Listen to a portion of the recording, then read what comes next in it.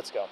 And I was like, dude, that's wicked. He was like, we should meet him. And I'm like, I'm not waiting in that crazy line. He was like, waiting in line for what? I was like, how else are you going to meet him? He was like, we at least got to get one of the pictures. And I was like, yeah, you got to wait in fucking line. And he looked at me, he looked over, and he just walks up. He just like walks through everybody. And just went and got it. Straight to him. And he was like, hey, how's it going? He was like, hey. He was like, can I get you to sign one of these? And he was like, yeah. Just random. Yeah, just random dude. Like, and so he was like, Ken looked down, he's like, what do you want me to put on? He was like, it's for my brother. Just put 2 Scott on it. And so he signed it to Scott, Ken Block, and like handed it to him. He was like, fucking like your style, dude. And Michael just walked off and came back. He's like, here you go. Have I met Michael? I think so. I would say red hair. I mean, we look like literal polar opposites. Like he's like short, red hair. Yeah, I'm pretty sure he was there whenever you came and worked with Scott for that little bit. But the funny thing about that picture too is that it's wider. It was wider.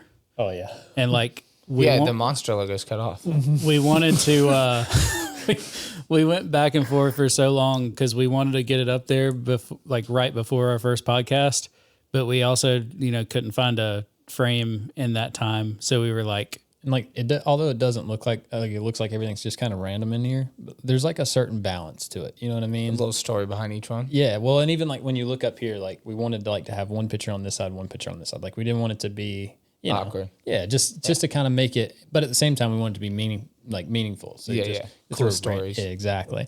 But we ended up coming to the fact that his signature, anything he wrote doesn't go through it. The car's in frame. Yeah. Like.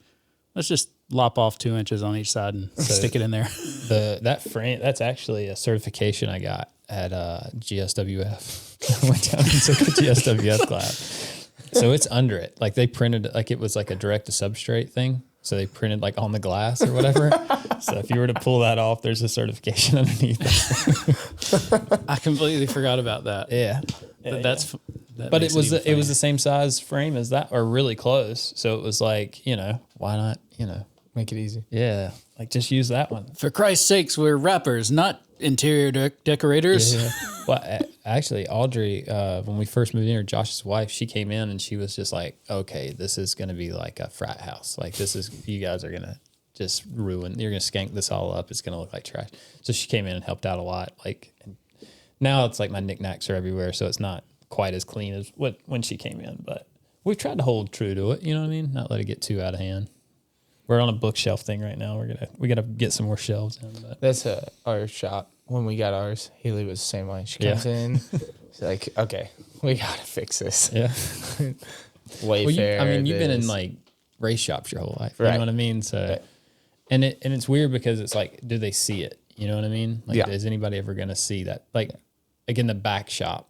Well, I guess still, you know what I mean? Like, yeah, I mean, like, dude, she's just like so obsessive with interior design. Really? So, yeah, like overly obsessive. So our shit looks badass. Yeah, but your stuff looks good too. You're clean. You know what I mean? Like you've been around racing, so enough. Yeah. There's a little bit, but it looks like a race shop. Yeah. I don't know. This is cool. This has been fun. Like I haven't ever really had a spot that was like mine that like. Oh, the logo with the squeegee. Yeah. I didn't notice that till just now. Yeah. The funny thing, that's not its end. We've got to make some changes to it for sure. And the W that's the blade. Yeah. Yeah. Just little subtle things, That's cool though. Yeah, appreciate it. So, how's it been going? I hadn't seen you in a while. I feel like we should at least catch up, man. Yeah, it's been a while, right? Yeah, I think it started with the petty days, huh? Yeah. And then I don't remember how I learned that you did install. Like, I don't remember. You remember? Clearly. Yep. I remember because when I started, and I tell this story a lot because it like when I started doing the petty stuff, the driving stuff, it was really cool because like, this is kind of weird, right? But just stay with me here. You're a cool guy. You know what I'm saying? Like you're just cool. Like I appreciate it. You're welcome. But like even like in like what could be like tense moments, like you just seem like the guy that like lays back and just like rolls with it. You know Right, what I mean? right. So when I came in there, like there's like that group of people that like they took that shit really serious, and it was serious. Like there was, Way over the top. way over the top, and you just kind of laid back and were just like, oh guys, come on, it was just like you had a certain way. So like I leaned towards you a little bit more, Right. you know what I mean? Because that was more my style. Not that you didn't care. It was just like, hey guys, or kind of you just let them do their thing, right? Like you guys are doing your thing, and like I'm just gonna do my thing, and it was cool. And it was done over. It was done. It was good.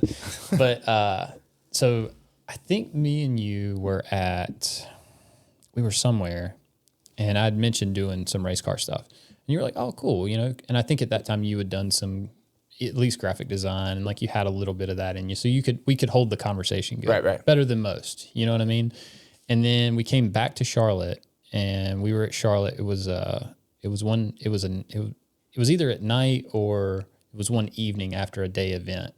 And I'd mentioned like, oh yeah, some guys were over at Hendrick, and you were like, nah, they're not at Hendrick. I'm like, yeah.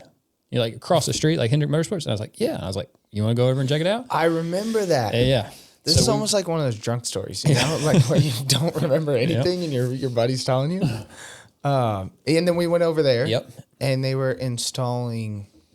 Oh, damn, I can't remember. I think it was Casey's car at the Probably time. was, yeah. And then we went and did the Tanner Gray car. Yeah. And that was a little after though. Yeah. But that was how I remember, because it was cool for me because I was in your space, right? Like when I went over to the Petty experience, like that was your space. You were comfortable, confident. You knew all the stuff. Like I can remember us being in the garage one time, and I was like looking over the car, and you're like, "What are you doing?"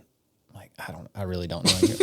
You don't have to do that. And I'm like, but they told me I had to do it. And you were like, no, there's another guy that's going to do that. Don't sweat that shit.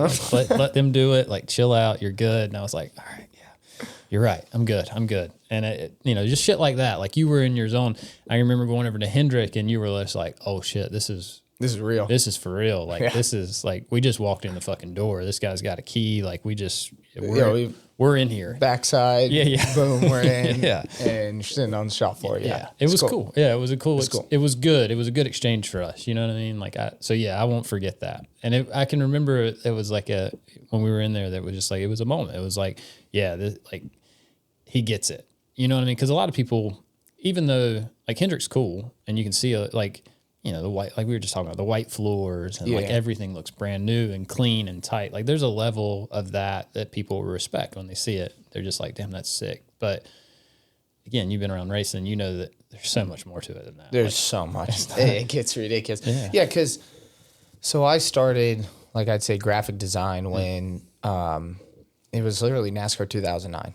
And there was guys that were playing that would have custom cars. I'm like, well, how the hell do I get that? Like, that's cool.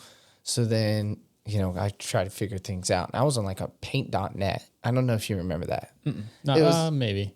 It was like I guess the best way to explain it's like a middle ground between Photoshop and Microsoft Paint. Oh, yeah. So, paint. But yeah, when you said it, I assumed you meant some form of paint, right? Oh, no. Yeah, it was literally a little bit better. Yeah, maybe? It was better than Microsoft Paint. Yeah. But it was not Photoshop. No, I got you. And so this is NASCAR 2009. So I was born in 97. So yeah, I'm like, 12 years old? Yeah.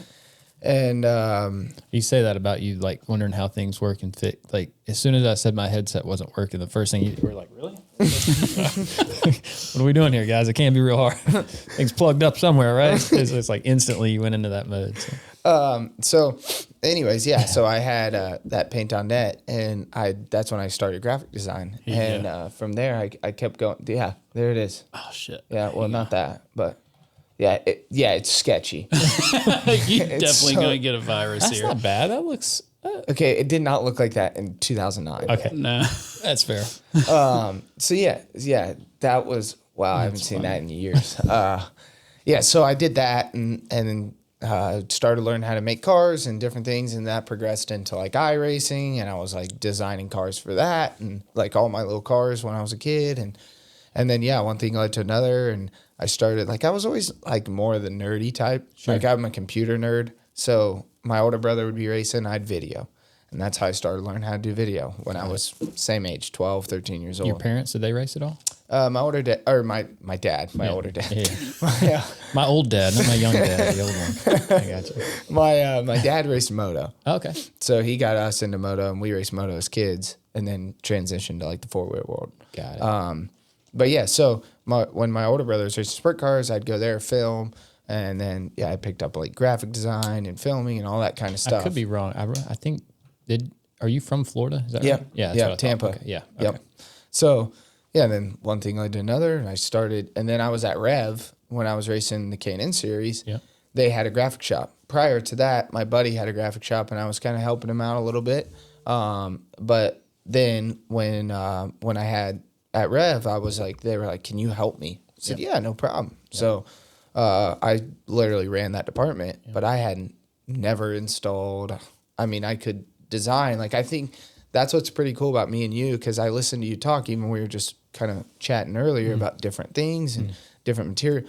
You, like, there's so many steps to an end product of a car being wrapped. Sure. Right? And there's the design, there's the print file, there's the printing, the laminating, the cutting, the weeding, the install. Sure. So, like, I feel like your knowledge in this space has started here at the finished with the install and gone this way, and you've learned it all the way that way, versus I started over here in the graphic world space. Correct me if I'm wrong, right?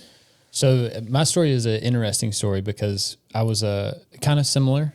Actually, no, very similar to yours. I think the big difference for us is that it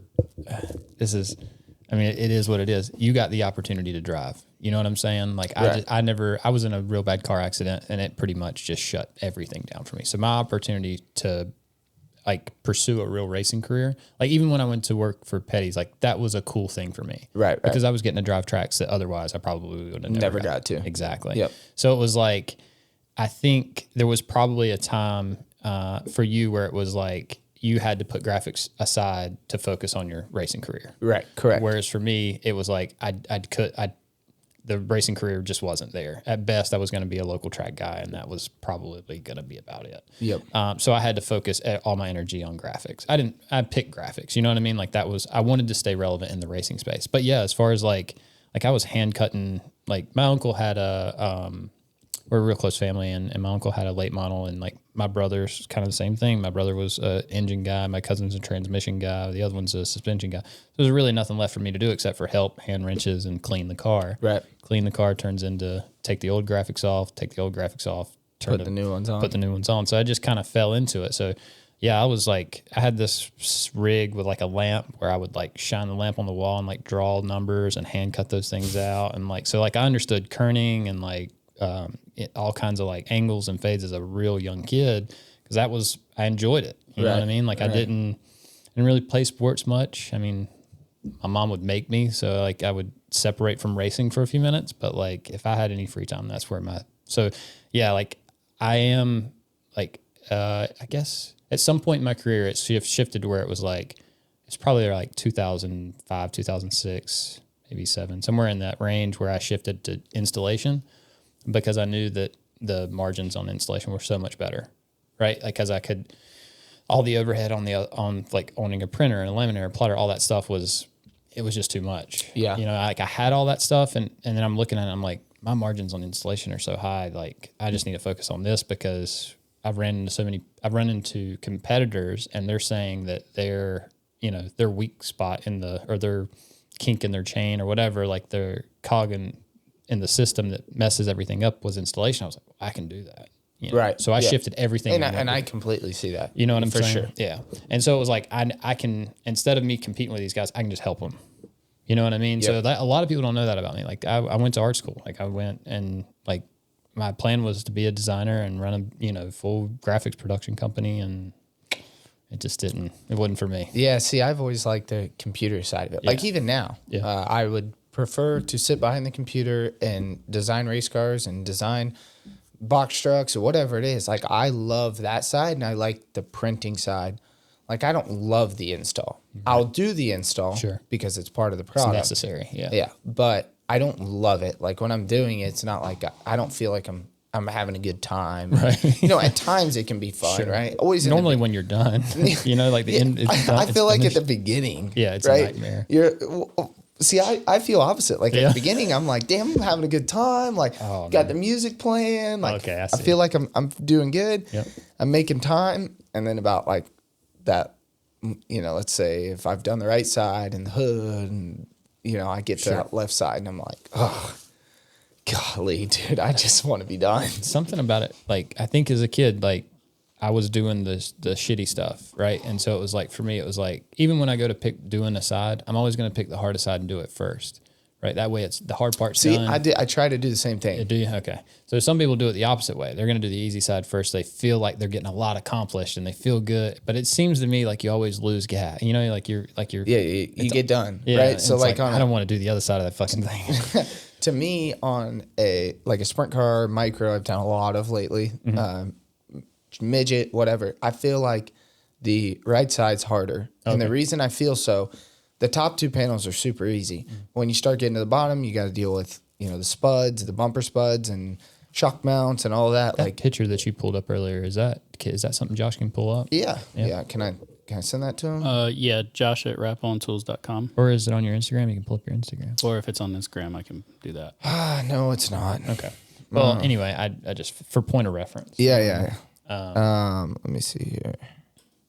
I do want to talk about your new setup for sure, but I am curious about the racing stuff, right? Because I remember we were talking about like your brother racing, and then there was here, Josh, throw your number in there, and you can. Your brother was racing. Yep. And then something, because Rev was a big deal, right? Yep. Like that was a major deal. Yeah. Like most people don't get to that level, right? Like most people hit late model and then just kind of phase out or just stay in that stay in that space. So the opportunity at Rev was huge, massive. Yeah. So for me, I was a Florida kid, just pretty. I think we grew up well, but not like.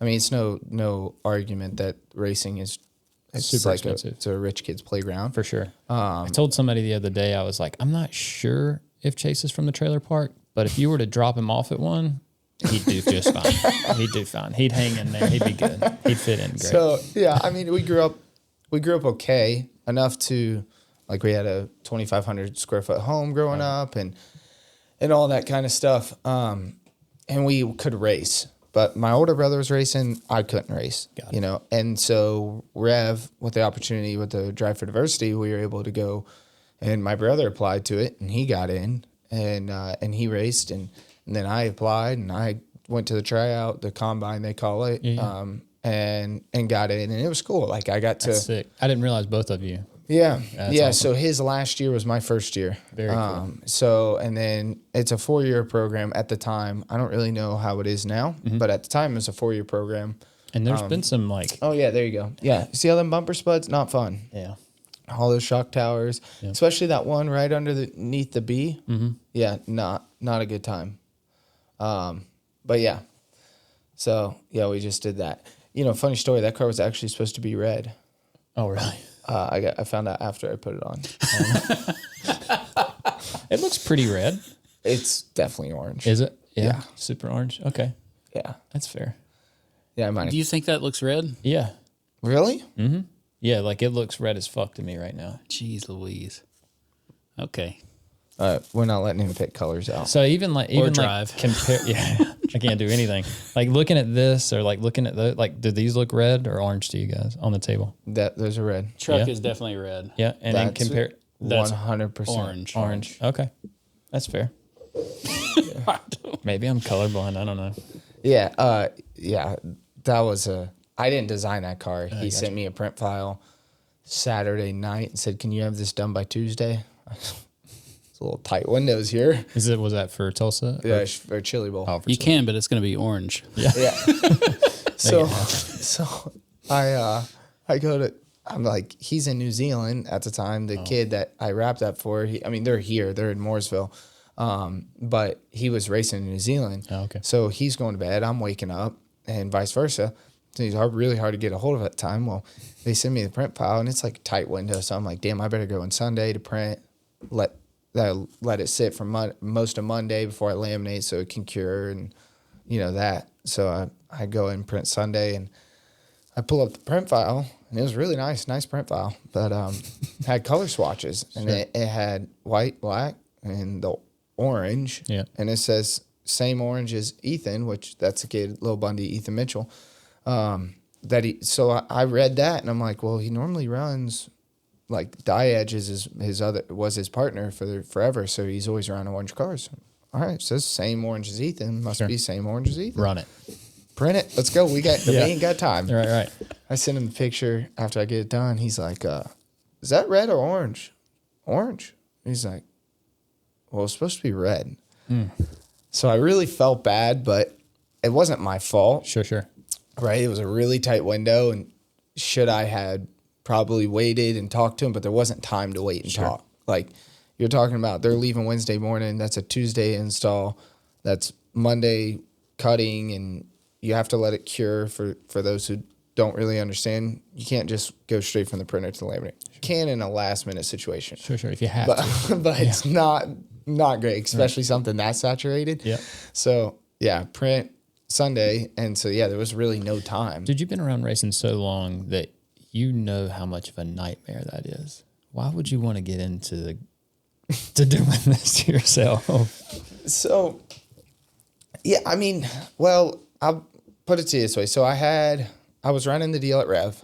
And then so Haley and I got together, my fiance, and we had our... Congratulations, by the way. Thank you. Yeah, Thank you. It's pretty awesome. And so we had our YouTube channel and we had our t-shirt stuff. And so I've been designing not all the t-shirts, but most.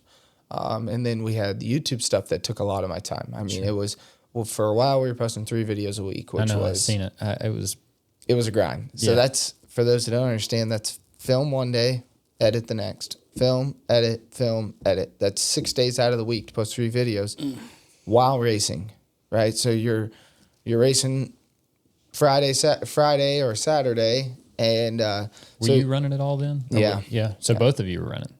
No, I wasn't racing. I thought you meant running the channel. No.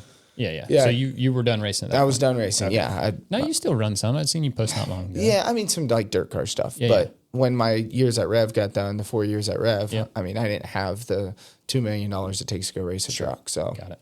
Nor is there any return on investment. So for companies, so it's kind of a dead horse. It's hard, right? Yeah. So how was that transition? Like, I mean, because you're still, I mean, I'm following along, right? Like I'm seeing everything. So you're still at the track and everything. So was that good? Was that fun? Was that hard? Yeah, it's tough. Because I knew there were times that you had to be looking like, damn, I wish I was out there. Yeah. Right? There's a lot of times that are like that, even still today. Really? I mean, she's now transferring over to the open wheel world, like doing the Indy Next stuff. Yep. For those, it's the old Indy Lights series. They've rebranded to the Indy Next, and it's cool shit. Like I went there and watched, and we were, where was the first run we were at? So the first run, the Indy Next was at Indianapolis, but then before that, she had tested in F3 at a track out in Indy, and it was just like, I was like, dude, I want to try it so bad. Have you ever done it? Well, no, you've ran open wheel stuff, but it's been on dirt stuff. Yeah. But never like road course stuff. And I loved road courses when I was racing K&N. It was always so fun. So and they're ripping too, right? Like they're so fast. Yeah. It's so cool. Like no power steering, nothing, just getting after raw. it. Yeah, it's sick. That's cool. And so I mean, times were tough. Like it was a way different transition for me. And then what's really hard for me is to not kind of put my input in there. Right. Like there's a team in place to do that. Ooh. I bet that is tough. Right. Yeah. And sure, we talk about things, we watch footage together. We talk about things going to the track, but in that moment, at the track, when we get back to a hotel, we get in the car, a little different. Right. We talk about things. Sure. Hey, I was kind of looking at this, for tomorrow but in that moment, there's a team in place, right? So, I mean, you're like the glorified helmet holder at that point, and it's like, but we had the YouTube, so I was filming, so I had a job in my head that I was doing. So, it kept me busy. I thought the driving experience was gonna scratch the itch for me, right? Like that's why I wanted to do it. I was like, okay, this is gonna keep like. It's going to make help. it worse. It makes it worse. It makes it so much freaking worse, dude. Like we got a 24-hour car now. Like, so we'll go and run at least 2 events a year. And it's kind of like a Lemons car. I think it's a little bit better than like your average Lemons car, but it's competitive. It's competitive. It's a competitive car. We've run the Lucky Dog series, and then I can't remember the name of the other one. But they do it at VIR. They do it down at Kershaw. Like badass. Like it's such a good time, right? But we started doing that, I think, because of the driving experience stuff. You know what I mean? I was like, yeah, because I was going and I was like, God, I gotta go. well, it's the competition side, right? Right. So you're going and like, yeah, you're getting to drive, you're getting the tracks, you're getting like all the, you know, it's still the was racetrack. cool It for was like cool. a couple laps. Yeah. And then it's just like, oh shit. Like, Yeah. like you just want to pull them out of the car. Yeah. You're like, oh boy. Yeah.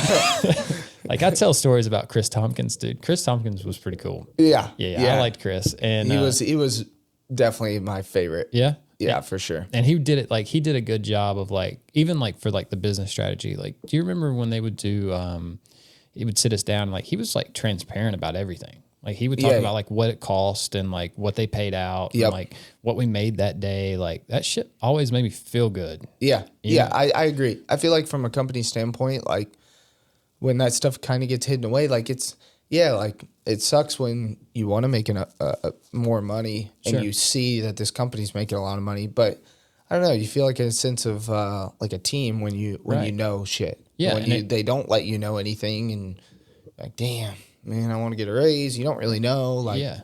You're looking at it like, damn, we just made $100,000 today. You know what I mean? Not thinking about the track costing $50,000 to rent or something. You know what I mean? Like, I just remember one night he was like, we need to get out of here by a certain time because it costs $10,000 for them to cut the lights on. right. That was like one time he said that, and I was like, oh shit, that's you're right. We do need to get the fuck out of here. Like that's a lot of money. So. Yeah. So my favorite deal with the Petty experience was what did they call it? Like corporate events, I think it's what it was.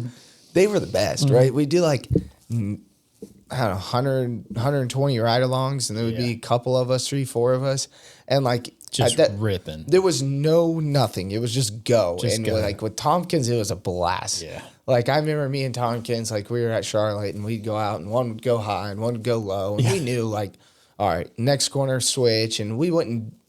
You know, we were really safe in what we were doing and totally in control because we're really not going that fast. But it was so fun. It was a good time. Yeah. Yeah. I did that one in Vegas that was like, I think it was 900 rides in that one night. And there was like 20 of us or something. Yeah. It was cool. Yeah. It was fun. Crap. Yeah. It's a cool thing, like, especially for drivers, you know what I mean? Like there were drivers coming through there. You know what I mean? That was another cool thing was like kind of see that a little bit. Yeah. You know? I kind of fell into that deal. Really? Like how it started.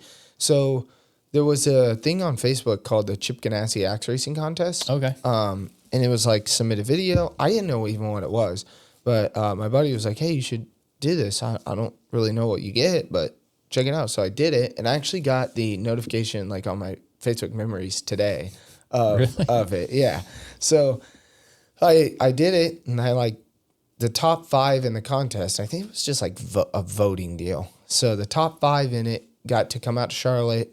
We went to like Chip's headquarters or to the shop, and we, you know, kind of walked through the shop. And at the time, Brian was actually racing rallycross for Chip. So like his car was in there, but you know, at the time I was like, Who would have thought? yeah, so wild, right?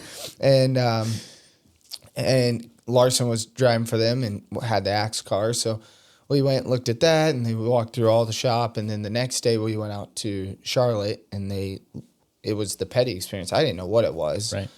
But we just got to run, you know, I think like 10 laps or so. And they gave us like all Axe suits, and it was really cool, like the Axe white label suits. Yeah. And Those are probably sick. yeah, they're sweet. And But Larson went through that program too, right? Like he went through the diversity program. Yeah, was it with Rev? the Axe racing contest. No. When he was coming through Canaan, he went through Rev. He went through Rev, yeah. And the reason I say that, I was at the NASCAR Institute there in Mooresville the other day, and there was a hero card there. They have a special shop where they like work on actual race car engines. For people. Yeah. Daryl Hoffman. Yep. Yep. Okay. So he built our motors. really, Yeah. Well, okay, that makes perfect sense then, because there was a thing there. It was a Kyle Larson hero card, and then right next to it there was a your hero card. Oh, really? Yeah. And it was like hanging up front, and I was like, get the fuck out of here! How cool is that? Yeah. So Daryl Hoffman, he builds all our motors. His son Nick he's a badass. Really? Yeah. I mean, he raced the World of All late models. Who's his son? Nick Hoffman. Nick Hoffman. Okay. Yeah. So he's I missed that if you said that. I didn't yeah. put So it his together. son Nick Hoffman is. I mean, he's a unbelievable modifies. He's got a chassis company, and then Nick Hoffman's sister, so Daryl's daughter is Ashley Burdett, which they own Millbridge. Yeah. So yeah, they're all That's a small world. yeah, super Damn. small, I super didn't small. realize that. So That's cool. yeah. So anyways, yeah, I did that axe deal, and I don't know, I just like drove a couple laps, and then Shane McMillan was there, who he wasn't there, I don't think, when you were. Okay. I think Tompkins took his role. Because he went to like the 0-1 deal out in Vegas, and he came over and he's like, "Hey, you want a job? Doing what? Like, I don't even know what I'm at." And he's like, "Stop by the shop tomorrow." All right. So I drove from Waxhaw, where I lived at the time, all the way to Concord, and he wasn't even there. So I was like, well, that was kind of weird. So then I went home and I drove back the next day. I was like, "Hey, is Shane McMillan here?" They're like, "Oh, yeah, he'll be right out." And I sat there for like 2-3 hours, and he finally comes over and he's like, "Hey man, yeah, here's the papers. You can just sign. This is what your hour pay is. This is when you'll start." Well, I'm like, "Oh, 10-4, sign." And the next day I started. Were you working at the time? No. Oh, you're no, right. I just got here. Okay, got it. Like literally the first week of the axe racing contest, or that deal was the first week I moved here from Florida. What made you move up?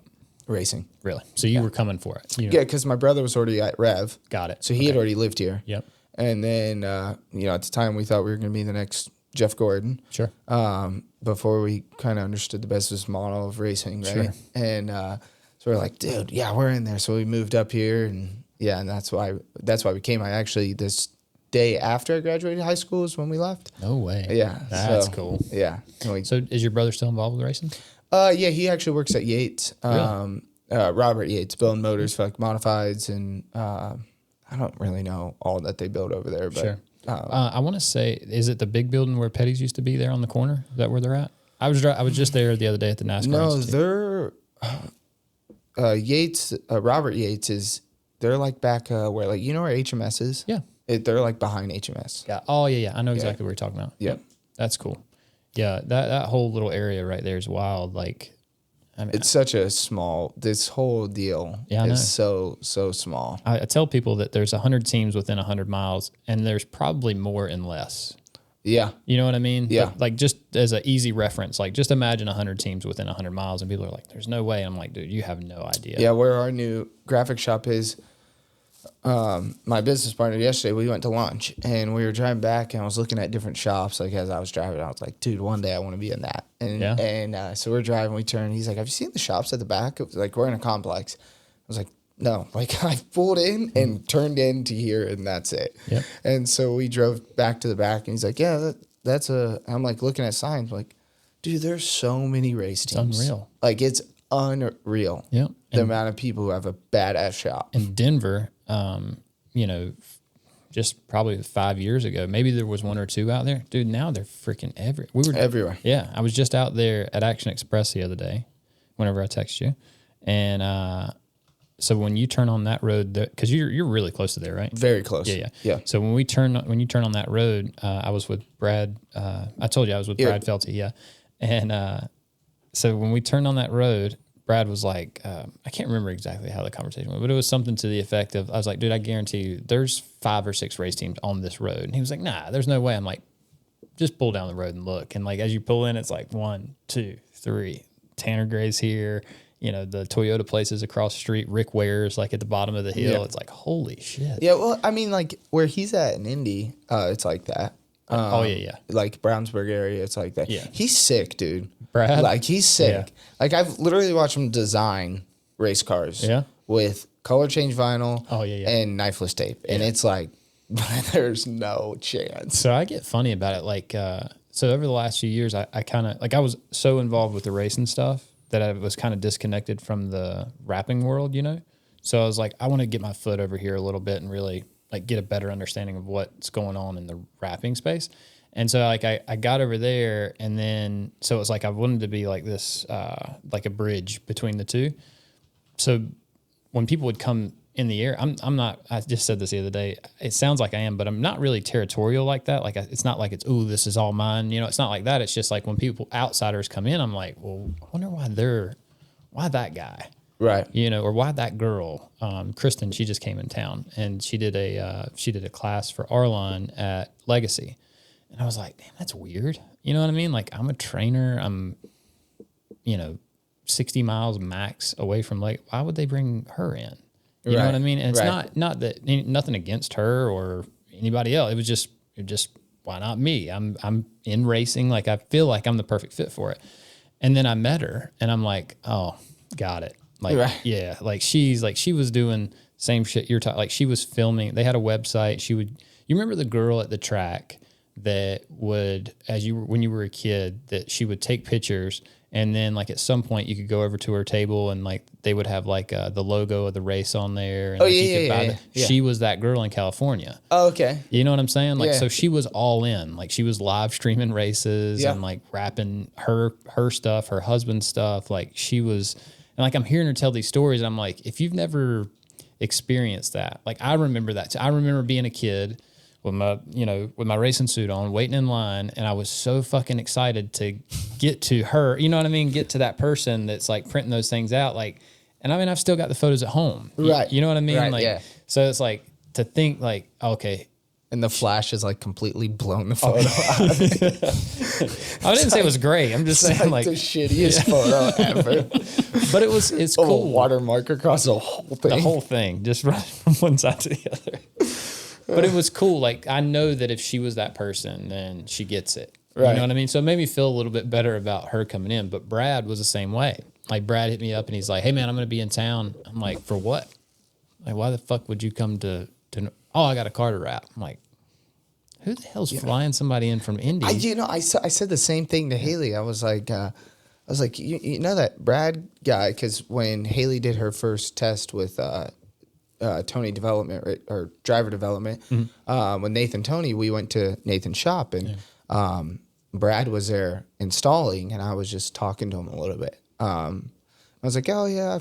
I was like, damn, dude, like this shit looks terrible. Like what he was doing looked great, but it just looked like just not fun to do, right? Like the cheeks of those, like it looks terrible to do. He sent me this thing the other day. He's fucking Josh, badass. see if you can pull up his Instagram. He's, the halos on the Indy cars? Oh yeah, they wrap them. They wrap them because the paint's too heavy. Sure.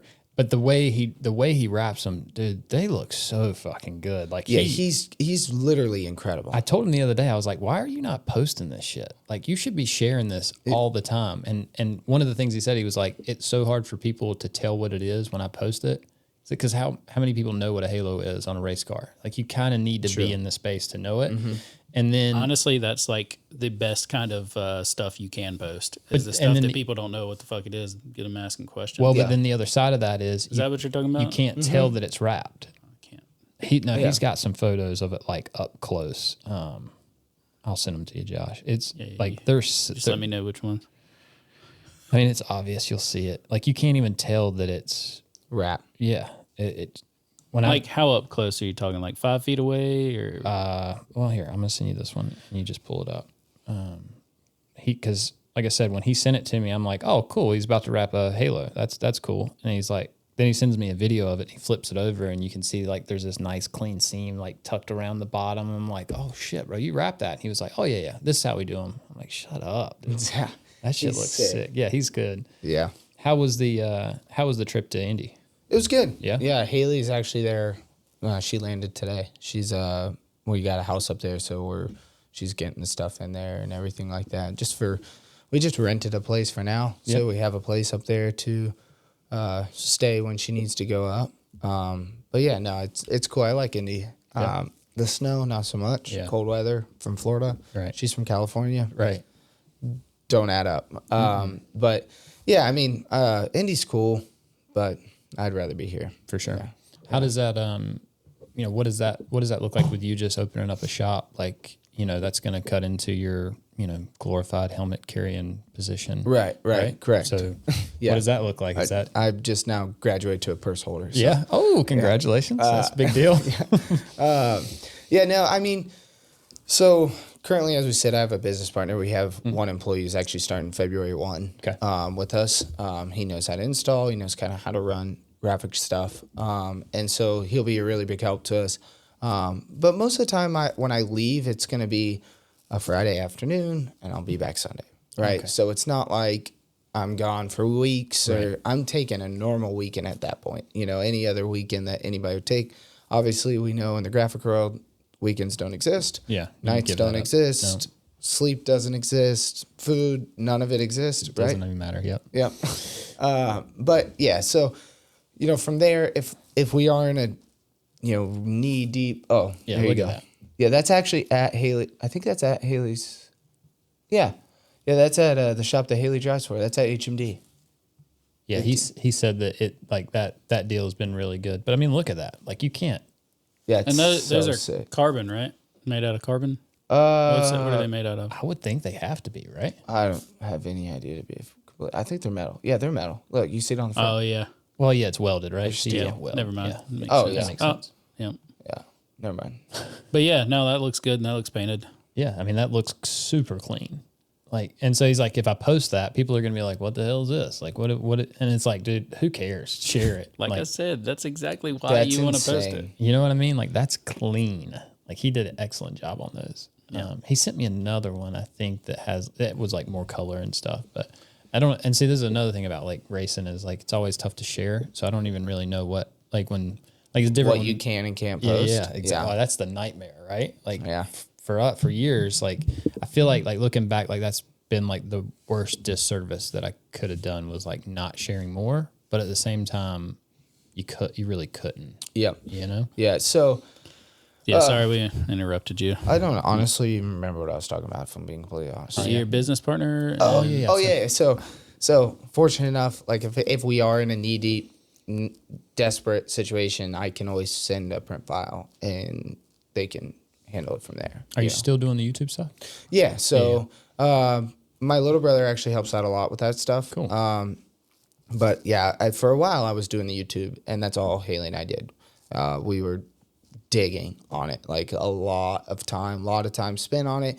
And then as things have started to progress, time has kind of slowed down on it. Like we don't really post as much on there. Got it. And so he started to kind of get bored. Like there was, like for a while, like I didn't have a life because I was just YouTube, coming up with the idea and everything like that. And then like I kind of got used to working like a dog, you know, just digging, just all the time. And so I just like figured out, well, might as well do something else. And graphics has always been a huge passion of mine. Sure. So I started like freelancing design work. And this was recent. And a couple of my buddies were just like, hey, can you give me a design? Yeah. Next guy would hear about it. Oh yeah, I'd do a design here, do a design here. Like logo design, or were you doing like race cars? Race car stuff, yeah.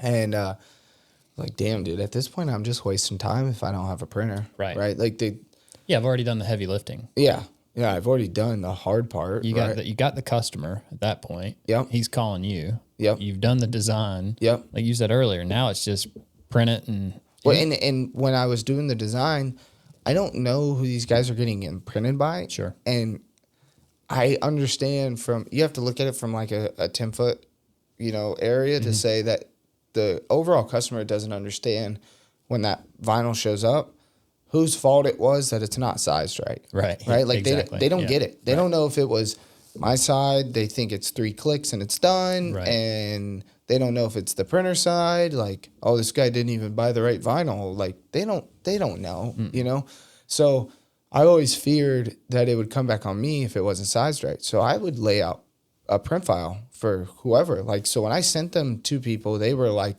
laid out in either, if they were on 54 vinyl, like, 52.5 by 80, and there was multiple sheets, and I would go ahead especially and do it. at that point. Yeah, I'm already doing everything. You're already doing everything. Your normal designer, like I see a lot like Blackbeard. Yeah. You've seen his stuff, right? Yeah. Like that. Well, I shouldn't say that. I'm going to assume because his renderings look so good and like his artwork looks good that I'm assuming that like when he sends that stuff out, like that's what you get. Like he's not sending you print files, right? Yeah, no. You know what I'm saying? Like he's an artist, right? So that's where he makes his money. He's not setting up files for you. No. And I don't even know if it's on his radar, really. Right. I don't know the guy. You know him? A little bit. Okay, I got it. A little bit. That makes sense. I would assume that you would. Yeah, a little bit. I don't really know him. Like, I actually met him the first time I met him. He was working for Casey Kane, KKR, Yep. in the World of Outlaw stuff.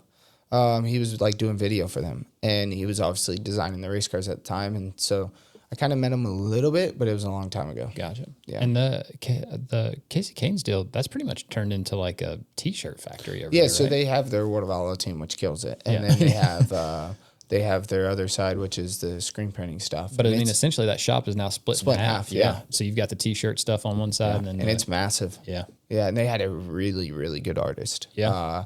He's left now. He just kind of freelances, but his name's Blaine Durwood. He's gnarly. Yeah. Like, his illustration work. So, like, I've always said there's a way difference between designing this race car, you know, versus a T-shirt illustration. Oh, for sure, 100%. Right? Like, it's not the same. Not the same. No.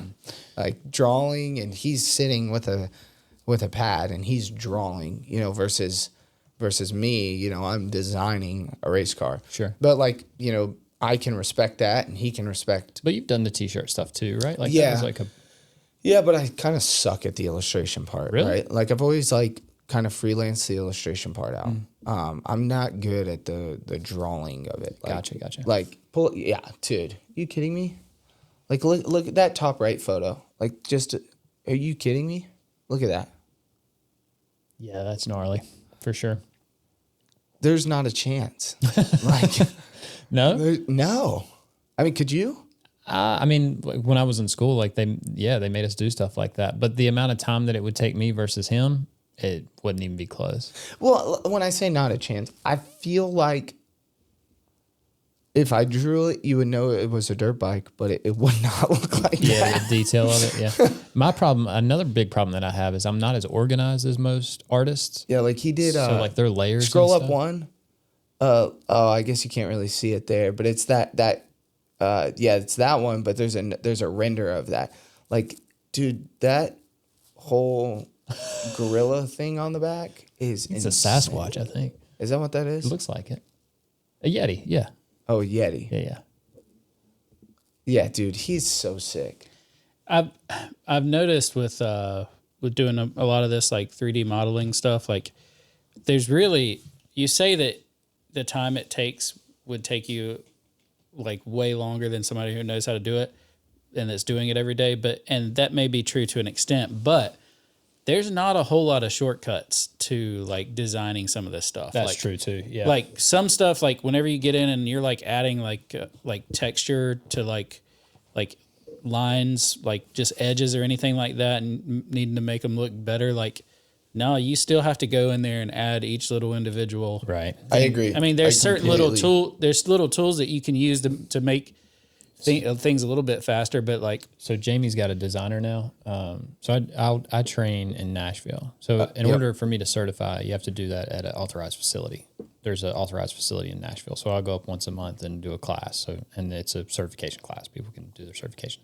But Jamie, the guy that owns the school, he also owns a wrap shop where they focus on like high-end buses, like, cause it's all tour related, right? So they're doing like artists, like, you know, you name it. I mean, Jelly Roll from Wiz Khalifa. I mean, one extreme to the other. Billy Joe Gibbons. Yeah, I mean, all kinds of people. It's pretty cool. And then they do the trailers that go with them. But he's got an artist that works there. His name's Colin, and I got talking to him one day, and he was like, "Yeah," and he's super high strung, just real wiry, and it's like a little like trying to cage a cat or something. But he's sitting there, and he's like, "Yeah, well, when you got brushes, and you," I'm like, "No, I don't really. I just use whatever is available." And he was like, "Really?" He pulls up this file, and it's just like brushes after brushes after brushes for Photoshop. Just like, I don't know how many's in there. I don't know the amount of money that he spent, but I guarantee it's a lot. And his rig is similar to that, right? Like, so he's got like the big tablet, like he's drawing, like he's like you said, he's a legitimate artist. Yeah. There's a difference between is. a designer and an artist. For sure. Like, make a banner look good, make a semi truck look good, but draw in art. Like, I can do, like, that's why I said I'd freelance the illustration, but then the rest of the t-shirt I'd build around that illustration, you know? Yep. So there's a massive difference. Well, even like a setup guy though, like I feel like that's like even like a guy that's setting up print files. It takes a special kind of person because you got to kind of be able to see, like you were saying earlier, like see it all the way through. Like Yeah. if you're not considering production or you know, if Yes. you're not considering installation, somebody's going to hate you. Right. You know what I I mean? completely understand exactly what you're saying. And a lot of people don't, you know, they just assume that, like you said, like actually most people, like the artist pretty much just gets discredited out the gate.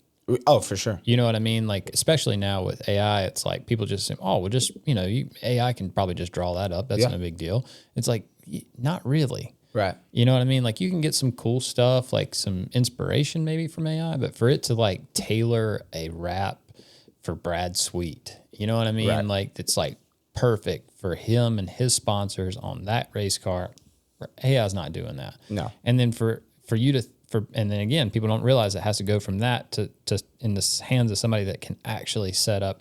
Do you remember when we did Tanner Gray stuff? How like when we rolled out the graphics, everything was like pre-cut and like Nice. labeled and like it was good. You know what I mean? Like was really good. It was really good. Like that's the like I had no idea what I was doing that day. that's all right. It was good. It I was was cool. like, I need to learn how to install. Like, if I'm going to go to Rev and help Right. out. And I went and you said, what'd you say? Don't burn, tear, or cut it. I think that was your first. I think that's what you told me. Don't burn it. Don't tear it. Don't cut it.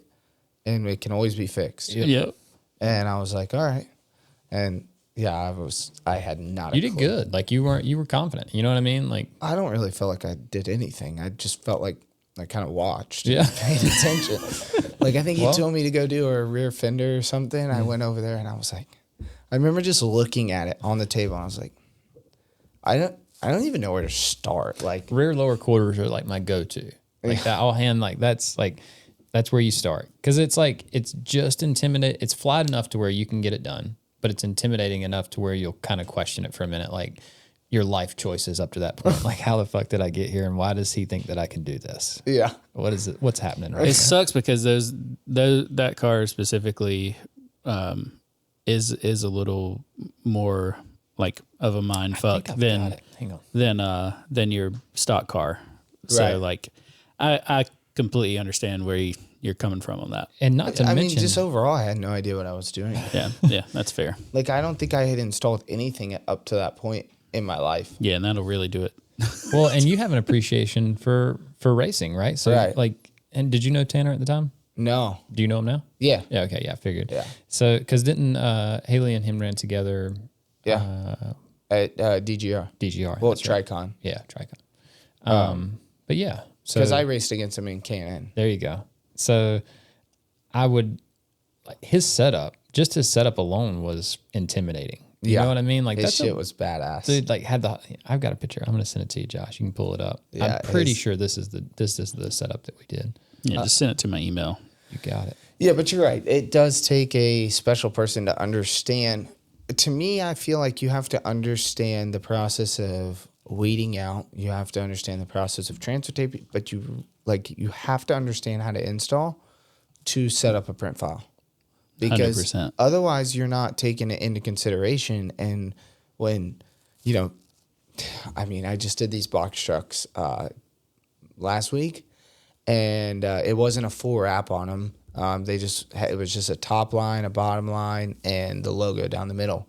And this logo is like 14 foot, massive. Oh, I see it. You did a video on it. Yeah. Yeah. But the logo. Videos are great, by the way. Oh, thanks. My little brother does them. Yeah? Yeah. So cool. the logo in the middle was like transfer taped because I just wanted to put a white outline around it.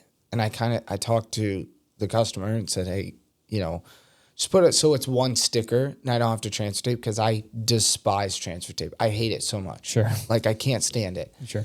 It has its place, right? Like Yes, yeah. but I hate it, right? Like on a 14-foot logo. Sure. And so like I didn't. I kind of got the transfer tape on there. Like I knew I was going to have to pull it off because those box trucks aren't flat, right? They're not a race trailer. They got massive old rivets on, right? Yeah. And the transfer tape and rivets, Yeah. no work. Yeah, so it was a pain. Yeah, and I'm getting like the logo halfway up, getting into the first set of rivets, and I'm like pulling that letter of transfer tape off of it. It was it looked like I had never installed before. The final product looked fine. Yeah, it looked good. Right, but the initial deal, it was like no. Yeah, it's funny because you were talking about how like you were like not that you weren't going to do racing stuff, right? Like, Right.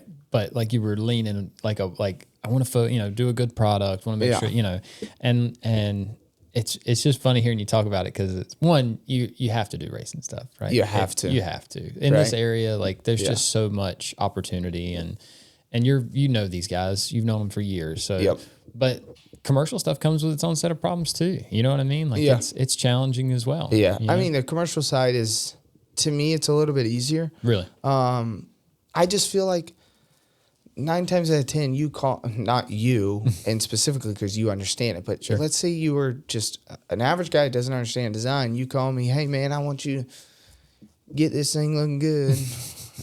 That's about the extent you get. Yeah, that's about it. What colors you thinking? Kind of what are you looking at color-wise? What are you looking at logos, et cetera? This.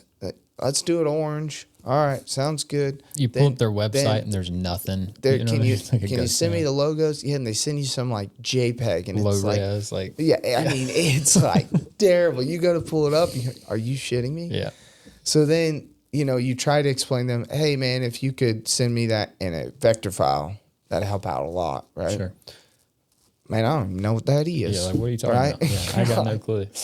That's the day. Yeah. I knew it was close. It had to be. And that's just a sick picture. You know what I mean? Like you got both cars, the hauler, like that's a nice rig. Yeah, man, that was a long time ago. Mm-hmm. So then they send you some logo and you got to redraw. So like in the corporate space, I've got the logo. Here you go. Right. It's one logo. Right. They don't have this logo and like 15 logos on it. I mean, how many logos does that race car have on it, right? Just on the rear lower quarter. Yeah. Right? So they've got all these logos and all this, to it. And then in the race car space, right? Like, especially if it's like a micro or a late model, like these guys don't want to pay.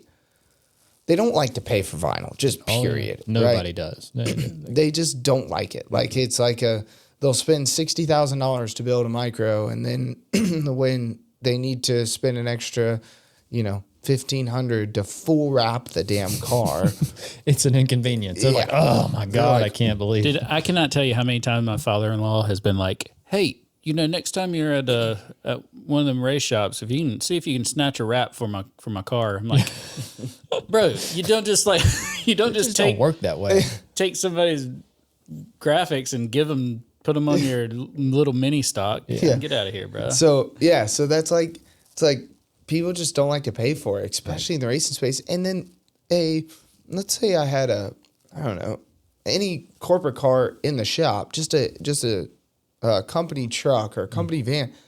Dude, it's far less work than a micro or a late model ever is, like on the designer, on everything. Like the install's easier, like all around, it's an easier product. Sure. And they're willing to actually pay what it's worth. Right. And even like your direct access to, like you say, to that information. You know what I mean? Like a lot of people don't think about, like, if a race team reaches out to you, really you need to be talking to the sponsor. Right. You know what I mean? But you're not going to. So then you're waiting on them to talk to them and to get you the assets that you need to dress the car out. You know what I mean? So it's like all this extra legwork on somebody. Somebody's got to do all that stuff. You know what I mean?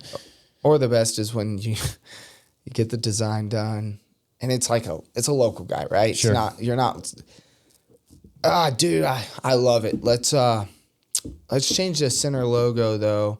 It's not going to be this anymore. It's going to be this. You're like, I just built this entire design around off of that logo. I don't know if you looked at a sprint car or micro, but it is like right in the center of it, right? The whole design is built around the logo. Right. Right? Like even like the stripes and stuff, like all that stuff needs to flow together, the color scheme with the logo. Yeah, right. It's all based off of that logo. Right. So. I mean, that's even when I, like, if I'm doing a half wrap, if I'm installing a half wrap, like the first thing that I do is make sure the logo is going to be in the right place. Because it's the most important part, right? Like, it's everything. They're not going to see when a stripe versus the template is an 1/8 inch off. Right. But it's really noticeable when that logo is not in the right spot. It's like super logos and numbers, to me are the most important things to be in the right spot. You got to have them. Right. Like the design has to come second to that because they're generally who's paying for the deal. Right. You know what I mean? if you're putting a late model on, you've got the numbers and they're printed into the wrap. Yep. But the wrap's going to land, the design's got to land a little bit different than what you originally drew up. So the number's in the right spot. I'd much rather have that than the number be buried off in the back door. Get lost in something. Yeah. Yeah. Yeah. And I'll say this, the late model stuff here lately, the graphics for late models, dude, they're doing it. Like they're doing some cool stuff. I mean, you got your standard generic stuff too. Right. And it still looks clean, but like they're doing some sick designs, like really incorporating like nobody wants to wrap those plastic front bumpers, right? So they'll do like, nice color matches. Like you'll see them like fading from the red, like into a design or something.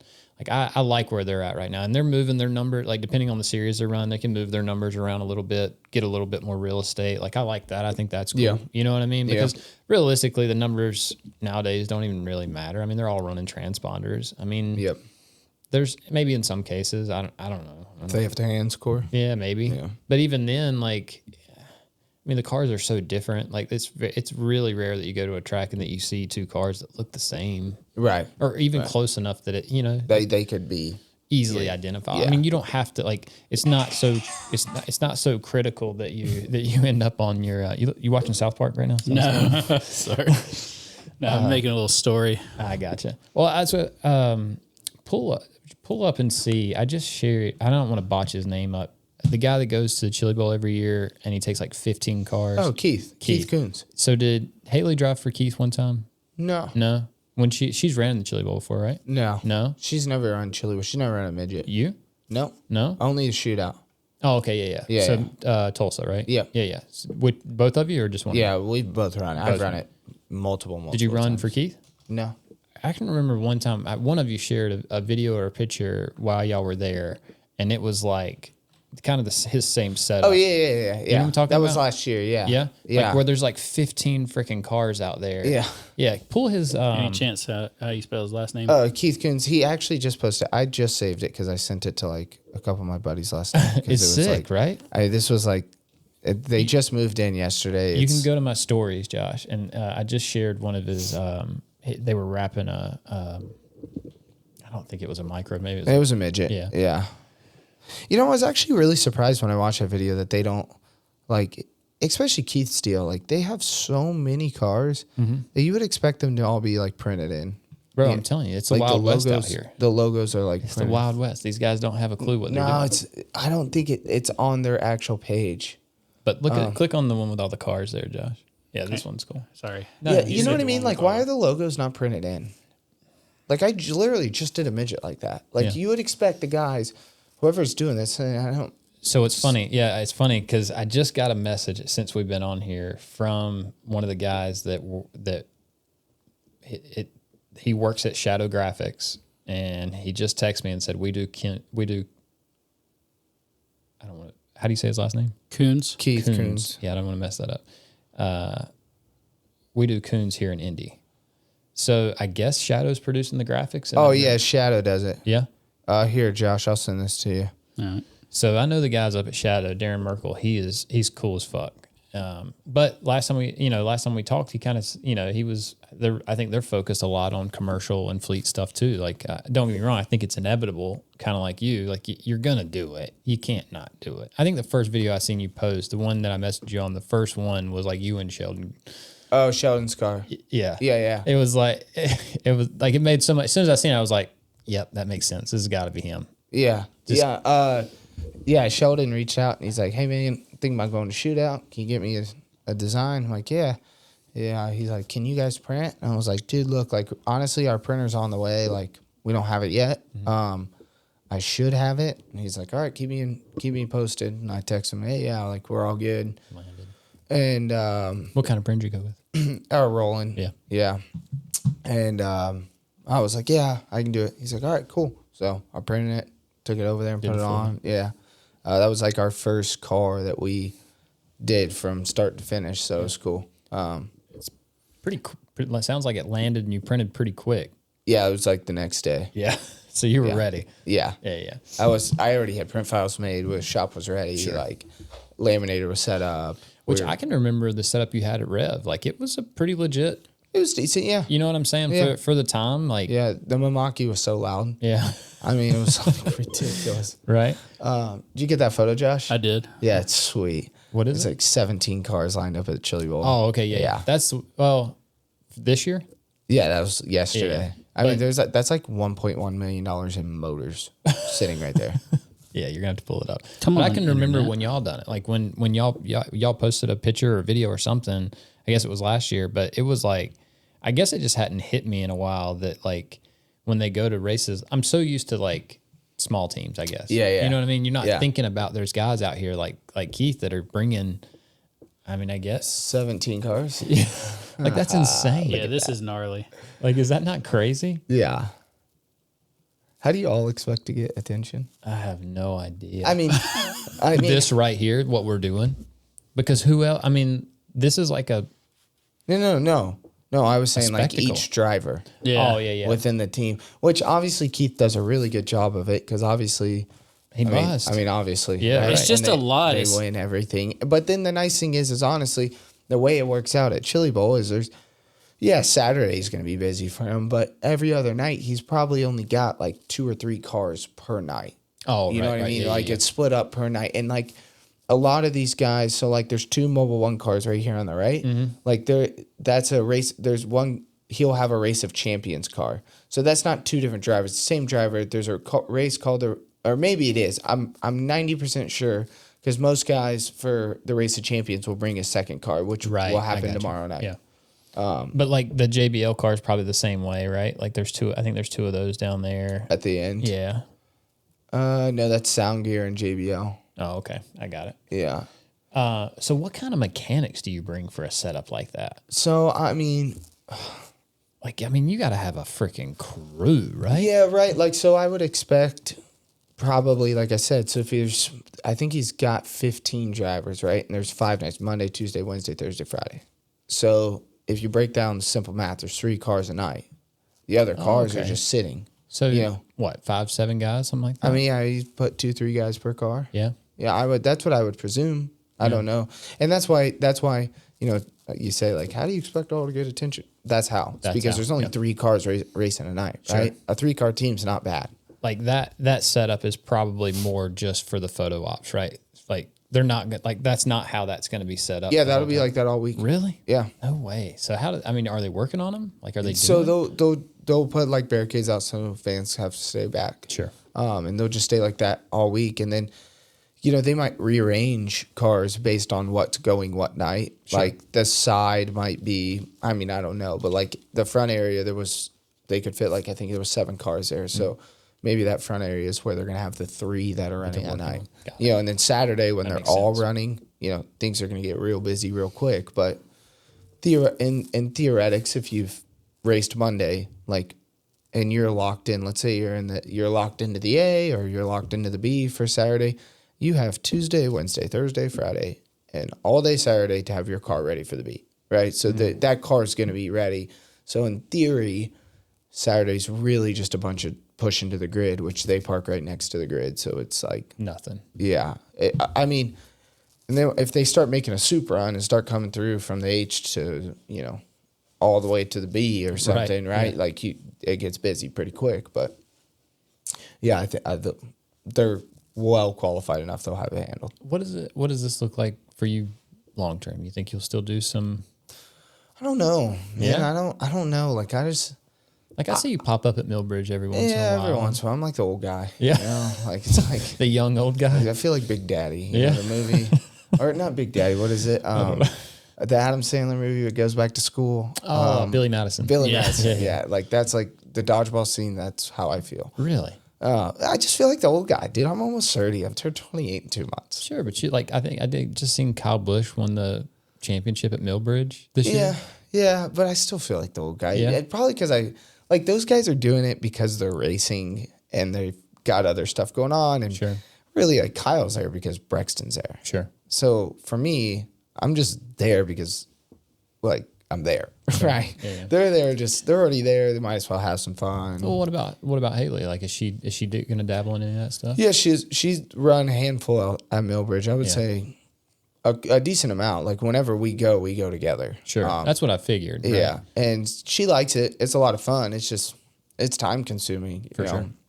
And with the rap deal, like especially now, like I want to focus a lot on it. You know, I want it to go. I want it to be done right, and we're taking the right steps for it to be done right. And it's hard to say like it's a new company, you know, because I feel like to say it's a new company, it is, but I've been involved in this space for so long, right? Like so, yeah, it is a new company, but it's like if you just started installing, like start a whole new installing business again, right? Like it is a new company, but it's not. Right. Yeah, it didn't surprise me at all when I seen it pop up. Yeah. You know what I mean? I was just like, oh, okay, that makes sense. Yeah, It's I just kind of got bored. Said, well, like we were not posting so much, so I was, like I said, I was already doing design, the freelance work. I said, I better get a printer, like, and then originally I was like, I don't really know how serious and like if we're just gonna do this on the side. And then I got a business partner, and it's been like head down. Yeah. I mean, I think I literally on the way here, I got another job, and on my docket, there's like 14 jobs to do. Heck yeah. So it's been really busy. Yeah. Like extremely busy. Have you thought about doing, because the video stuff that you were doing before was vlog style, right? Like it was like kind of not off the cuff, but I mean, it is. Yeah. It's like just shoot off. I mean, there's a purpose to filming, but like the way you film is not like tripods, static. Just like, you're on the run. You're like a run and gun type thing. Yeah, you know what I mean? There's times you literally are running, holding the camera. Right.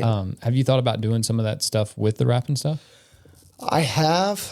Because I like it. I think it's badass content. I don't know how the fuck you do it. I swear I don't. Like, sorry. You're good. I have thought about like vlogging like around the shop and stuff. But I feel like it would take so much time away from what I'm doing, like, because it's got to get edited. Right. And to his point earlier, like, yeah, I've edited a lot in life, but there's no way to slim it down. Like, it's still 8 hours, you know? Yeah, the way to slim it down is to give it to a freelancer. Yeah, or shoot less, you know? And you can't really trust them. Right. You know what I mean? Like you can't just hand it off to just anybody. Because although it is off the cuff a little bit, like there's still a style and a flow and like, you know, you still want it to represent you. Yeah. Well, and also like, especially in the racing world, I can never let anybody edit because I film a lot at the racetrack and there's things that get said between her and her crew chief talking about setup and like hard numbers. It's one thing to say like, yeah, we're a little tight, we need to free up, right? But when you start talking about what spring you're on and what bump rubber you're on or bump spring you're on and how much packer in, you're going to take a 16th out or you're going to take, 50,000 packer out, whatever that is, like that can't be broadcasted to the world. You ever run into any of that issue? Like having any issues with that? No, because I've always known what can and can't. I've been around the space for so long, so I've always known like when I'm editing. Oh yeah, that ain't going. Yeah. Like you're kind of perfect for the position, right? Right. Like I've done it. I've been there. I've lived it. I know what kind of I would want to see out of like a YouTube video if I was watching. But I also know what you can and can't put in. And what I like about that is like the crew chief, whoever that crew chief is, like I've always gained a pretty good relationship with that crew chief because all of the people she's been with is because I can relate to them. Like I've raced, I've been there, I've done it, and they know that I know what I can and can't put in. So they'll say whatever they want, however they want, like as far as about car setup in life, like it doesn't matter. And they know if I know that it can't go in, it won't go There's in. a level of trust there. Right. And that makes your job a ton easier too, because then you don't, they're not looking over their shoulder and like we're, because I've seen like y'all's content, like you're in there. Yeah. You know what I mean? I like, mean it. Yeah, like all the way in. Like there's not, like you're showing, a lot of really cool stuff, and that's what's cool about it. You know what I mean? And we don't see that a lot in the graphics world. It's hard. Yeah, I actually looked it up the other day, just like vinyl shop, graphic shop, vlog, vinyl shop, vlog. Like there's not a lot comes up. There's not. Because nobody wants to give away their secrets. Well, that, and I think it's what you were saying too about the editing, right? Like it's just like, dude, you work all fucking day. Like, Dude, we like this setup here. Like when we're done, there's no real editing. I mean, if we say something really stupid, or Josh will timestamp it and go in, he'll clip that. But that does. I mean, I try my best to say anything too awful. You know what I mean? But like it's all set up, so it's hopefully when we're done, it's a postable piece. You know what I mean? Like he's switching cameras, he's controlling audio. He's you've seen him. He get up and focus. There's an AI that does that for podcasts. Yeah, it's sweet. That'll change the cameras.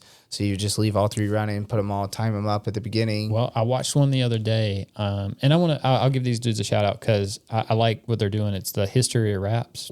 Josh, if you can pull it up, we'll plug them real quick. But on Instagram, I think he's on everything. I want to say I watched the YouTube version of it. He his first episode was with a guy from Fried Color, but his setup is like that, and you know how when you see like you can tell AI art versus real art. You can just tell it. Yeah. And so on there you can tell that it's AI swapping back and forth. Right. It's cool. It's just a little too much. It's clunky. It's just it's not sexy. It's not smooth. It's not. There's times that like for Josh, like he kind of knows my cadence, and he knows that things that certain, so like this is just what it is. I think it's just a personal touch, right? There's something to that. Like, yeah, I think AI is cool.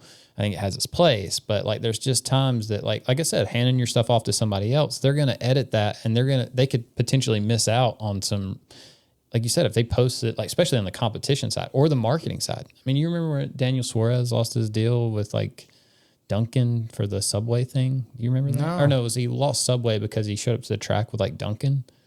It was like a whole thing. This it? Yeah, this is it. So that's where I started. I learned. So when the top guy stops talking, you'll see it. Even before that, I went to swap community back and college forth. for graphic design and printing when I was in high school for 2 years. Joined the military. Jesus, I hope it does it. I feel real dumb. Term.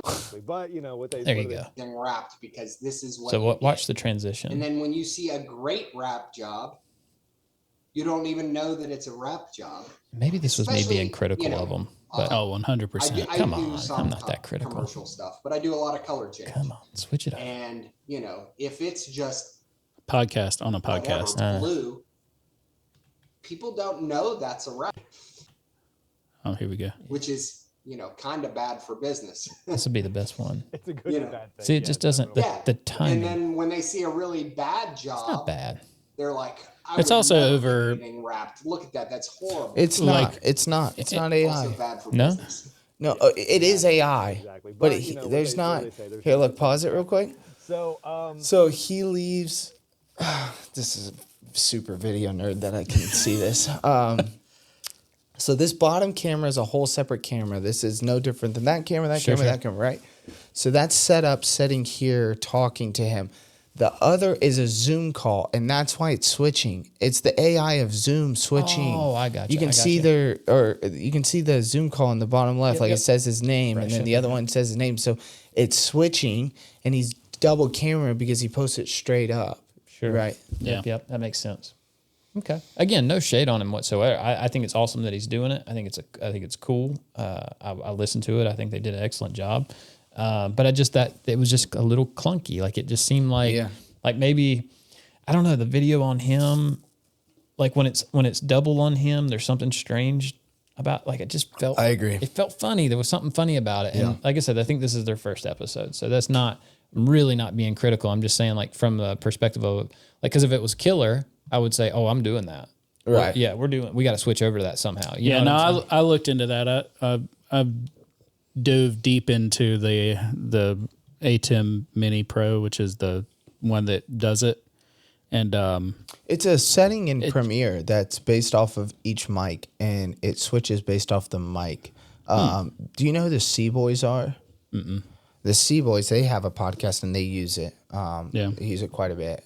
They obviously go in and fine tune it, but they use it. Their stuff's because I think if Josh could do anything to, like, avoid listening to me talk for 2 hours, I don't know. I've kind of enjoyed it over the past few, like, I'd say the past 10 episodes. It's been kind of like I've gotten used to I don't know. I enjoy having him in here because he'll have input. You know what Yeah, I mean? yeah, And like yeah. that, there's something to that. Like there's another, Another voice in the background. Yeah. Yeah. Or, and he can call me out too. Like Josh isn't afraid to say, oh, no, he's full of shit. Don't listen to that. Don't listen. That's a lie. He didn't do that.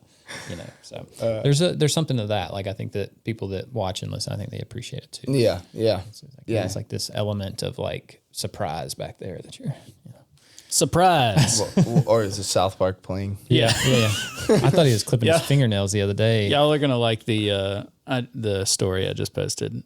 So You can he enjoy had that. he had a part back there from the printer, and he was snapping like the supports edges? off of it. Yeah, and like No, it cleaning was up. this you could hear. Yeah, I could hear that, and I was like, man, I really don't want it to like, but I tried to make it as You're quiet gonna as I could. Bring You back can't, fidget spinners. you can't do anything to make a NT cartridge knife quieter Not whenever click. it snaps. You can't like cover it up, hold it tighter. Yeah, anything. I would probably invest in a fidget spinner. yeah. I'll just print one. Yeah. But I could hear it, and it was subtle. I could hear it, and I was just like, "There's no fucking way he's sitting back there clipping his fingernails right now. Like this can't be that boring." Because like I'm engaged. Like she, it was Meanwhile, this was 3.5 hours in. That's true too. Yeah, we plowed. So Yeah. it was, but it was cool. Again, it was cool to hear her. I don't know. No, y'all got through a lot of stuff. I feel like that y'all needed to. So Yeah. I was happy with it. I want to ask, how did you and Haley meet? So it's actually really funny. So when I was racing K&N, there was a NASCAR Next class. We were both in NASCAR Next. Didn't talk at all, not one bit. And when there was only like 10 of us, and I just didn't really talk to her all that much when we were, because I was at the time, so there's a 4-year age difference Between what? between Haley and I. Really? Yeah, Are you older or younger? I'm older. Really? Yeah. So I've turned 28 in a month. And so anyways, yeah. So at the time, like right now, obviously that age gap, as you get older, that age gap, it's still the same, but it's like, Sure, it's different. Right. It's Yeah, way different. Yeah. So if you were like 18 and she's 14, like that's weird. Right. But to say that you're 28 and she's 24, that's normal. Right, And right. you get to 50, it's It's nothing. like, yeah, you guys are the same age. Right. But back then, the age difference and just maturity level, right? Like everybody I was in that class with was like, they were all so much younger than I was. Like, at the time, now, no, but like we're all pretty close maturity level wise. But at the time, like there's that massive difference. If you look at a 20-year-old and a 16-year-old maturity wise, it's like, it's huge. Sure. Yeah. So like I really didn't talk to a lot of people when we did those things. Like I talked a lot because I talk a lot. Yeah. Right. But I didn't really talk to them like that whole group of kids. Like we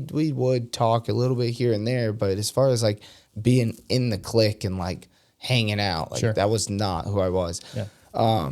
So then COVID hit and we all went and played iRacing. We were all like playing iRacing every night. And do you know who Ryan Vargas is? Yeah. So Ryan and I were on Rev together and we were just playing iRacing. He's like, hey, Haley wants to jump in Discord and just like run, because they were both from California. They had known each other. So Real quick, do you remember when he got the TikTok car? yeah.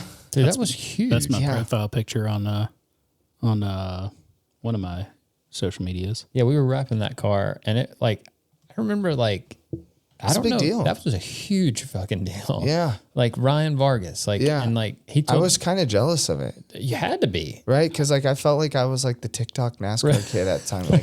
Like I was like the OG. well, and like Like I had like 300K on there. I was like even like the like Cup guys, like you they were jealous. Like that was Yeah. a freaking Huge deal. Yeah, like they blew up. Like Yeah. TikTok blew up, and like of all people, Ryan Vargas Yeah. at JD Motorsports got the TikTok Yeah. deal. So shout out to Ryan. That shit was dope. yeah, man. it Like, was cool. So Ryan was like, yeah, I'm gonna bring Haley on. All right, cool, yeah, no problem. So we're all playing, and I didn't really notice anything. Like I really didn't. We got off, and my buddy was like Nick Sanchez, actually, who is racing. He's on your He was with us at Rev. yeah. But now he's I think he's running the 48 car next year. Yeah, he's running the 48 in Xfinity. Okay.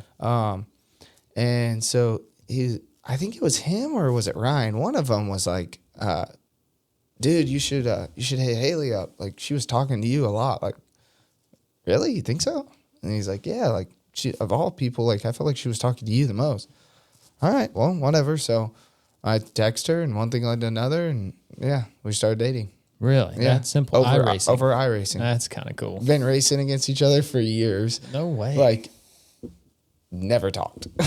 And then played iRacing together one night, and now we're dating. I mean, I seen like, I can remember at one point, I seen you post that you were on Lake Norman with her. And I was like, oh, that's kind of cool, right? Yeah, Like, yeah. So we were already dating at that point. okay. Yeah. Yeah. And then, It was probably Lake James, because that's where their house is. okay. Yeah. Got it. Yeah. Well, yeah, you're probably right. I probably just assumed like Norman just because that's the that's the spot, right? Yeah. That's what I thought. Lake James is sick. Yeah. Yeah, on Morganton. It's really okay. cool. Never really been. cool. It's really nice. Like, that lake is gorgeous. Yeah. How close is it in relation to? An hour Oh, okay. from like Lake Norman area, I'd say Gotcha. hour and a half. Yeah. Yeah, it's So like that's not bad. No, it's that lake is nice though. Like, Yeah. you as you're on the lake, it's quiet. There's not a ton of boats. You got the mountains in the background. Like, it's really cool. Yeah, because it's right there, like at the Morganton's, like right there at the foothills, right? Like, so you get like I don't really know what the foothills are. like lower mountain, like it's not like Asheville, like you go to like Right. Boone or Asheville, Yeah. like you're in the mountains, but like Yeah. the foothills, like is like Pilot Mountain. They would consider Pilot Mountain like the foothills, Sure.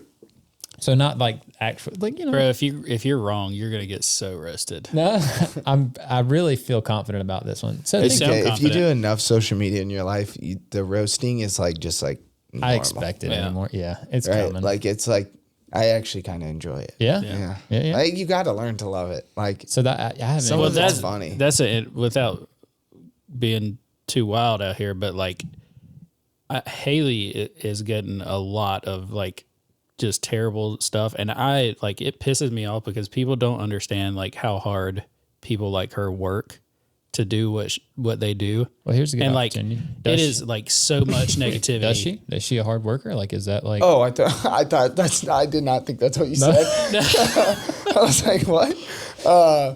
I don't even want to know what you said. I thought you said, here's your opportunity to talk shit. Like, talk shit back. Oh yeah. Screw you guys. Yeah, no, we can do that too. Like Larry James 47. Never forget you. user 196857769. Screw you, dude. Yeah.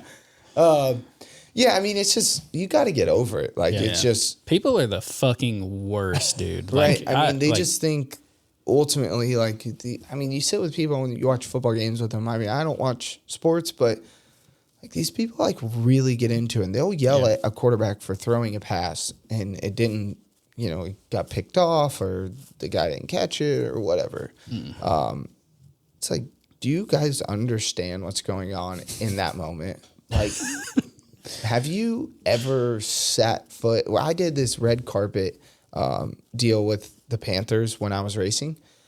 And I realized in that moment when I'm standing there talking to them, we were all like, it was some movie premiere deal. So we had like this dinner before, but it was like kind of like charcuterie board style where we're all like mingling and talking. And I realized no matter how hard I would have worked in life, if I wanted to be a football player, I would have never made it. Because 5'8", 155-pound me compared to this 7 foot. Well, do you remember when they would do 300 the pound? Not a chance. the Rose Bowl or what was it? When they would it was a driving it was a pit experience thing where they would do it was like I don't remember that. you don't remember when they would bring it in there was like a football they would play at the Panther Stadium once a year. Maybe it was a Rose Bowl or something. Maybe, yeah. But they would bring in all the football players. You don't remember that? Dude, they would cram these giant imagine doing ride-alongs. Oh, yeah, when they would do the ride-alongs with us. Oh, yeah. And you'd have to stuff this giant guy into the car and like fasten him in, like if you were doing belt. They're literally like, they have different genetics. Oh, for sure. Like, there's no chance I would have ever, and then tackled him and let alone him come to tackle me. I would have been on the ground so fast. I'm done. I'm out. You guys got me. But it was so rewarding when they would stuff like this giant lineman in the car, you know what I mean? And you're on the back stretch going into 3 at Charlotte, and he's just clenching for everything. Like, you can see like his knuckles are just white, and he's like kind of like looking over at you like, dude, you better not fucking wreck this car. You know what I mean? Yeah. Like, I love that shit. Yeah. Like, because it was like for that moment, like now you become relevant. Right. Yeah. Like Yeah. you're not going to tackle him, but you put him in a race car with you, it's a whole different conversation, right? Now you're in control, you know, and it was cool. And you've done it. I've done it. Sitting right seat is, whew. It's not it. No. It feels way faster. Oh, yeah. And things come up a lot faster. Yeah. You got one hand on the knob and like the other one's just floating to grab the steering wheel. How many times did you grab the wheel? Almost every time. Yeah, almost every time. Or my hand sat somewhere in between the wheel because I was prepared to knock it in neutral and turn to the left. That was kind of like my go-to. You were at an advantage. I was at a really disadvantage because I'm so short. Oh, sure. So I'd have to like really kind of not Adjust. be real tight, right? So I could get there because like the quad oval, I guess they call it. Sure. But the tri-oval, like Charlotte, like, dude, it really messes people up. Yeah. Like Going into one, dude. As simple as I think it is, like to go through this, like I just look at it and I don't even think twice of like how I would go through that. Sure. Like it really, if you were driving, because they follow the lines, Right. Like they would follow them. Like It felt like you're riding on a bucket. Like they're just like just cruising like, along. Like turn, turn. Yeah. Tompkins. So I tell this story a lot where I've only filled out a couple applications in my life, and I've lied on every one of them. Right. Like, Right. And I would just put whatever. You Right. know what I mean? Like anything and everything. So like for me, like I would put like, oh yeah, I can speak 3 languages, no doubt. Like easy, you know. And Tompkins, like me and Tompkins joked about it because he knew. He's like, you know, no chance this hillbilly can speak any other language. He can barely speak English. He can't speak other. But he would make it a point, like if somebody came in that spoke a different language, to stick him in my car, dude. That was like, and he thought it was hilarious, you know, like he's dying laughing, like, hurry up, it's time to get him out on the track, get him out on the track.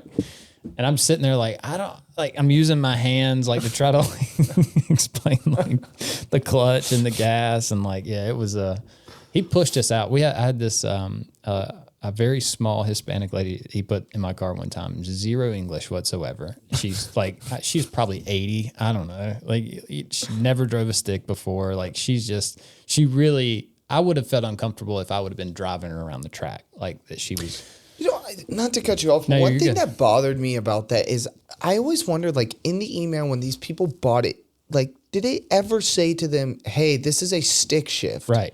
The amount of people that got in that had no idea how to No drive idea. stick, like, it bothered me. Sure. Right? Like, if I was signing up for something and it was like, hey, this is stick shift, and I was like, well, some bitch, I better learn how to drive stick. Right. I need to know that before I get there. Yeah. Otherwise, I can't even go. The amount of people that got in those cars that had no clue was just And insane. they're just like, this is where I'm going to learn how to drive a stick.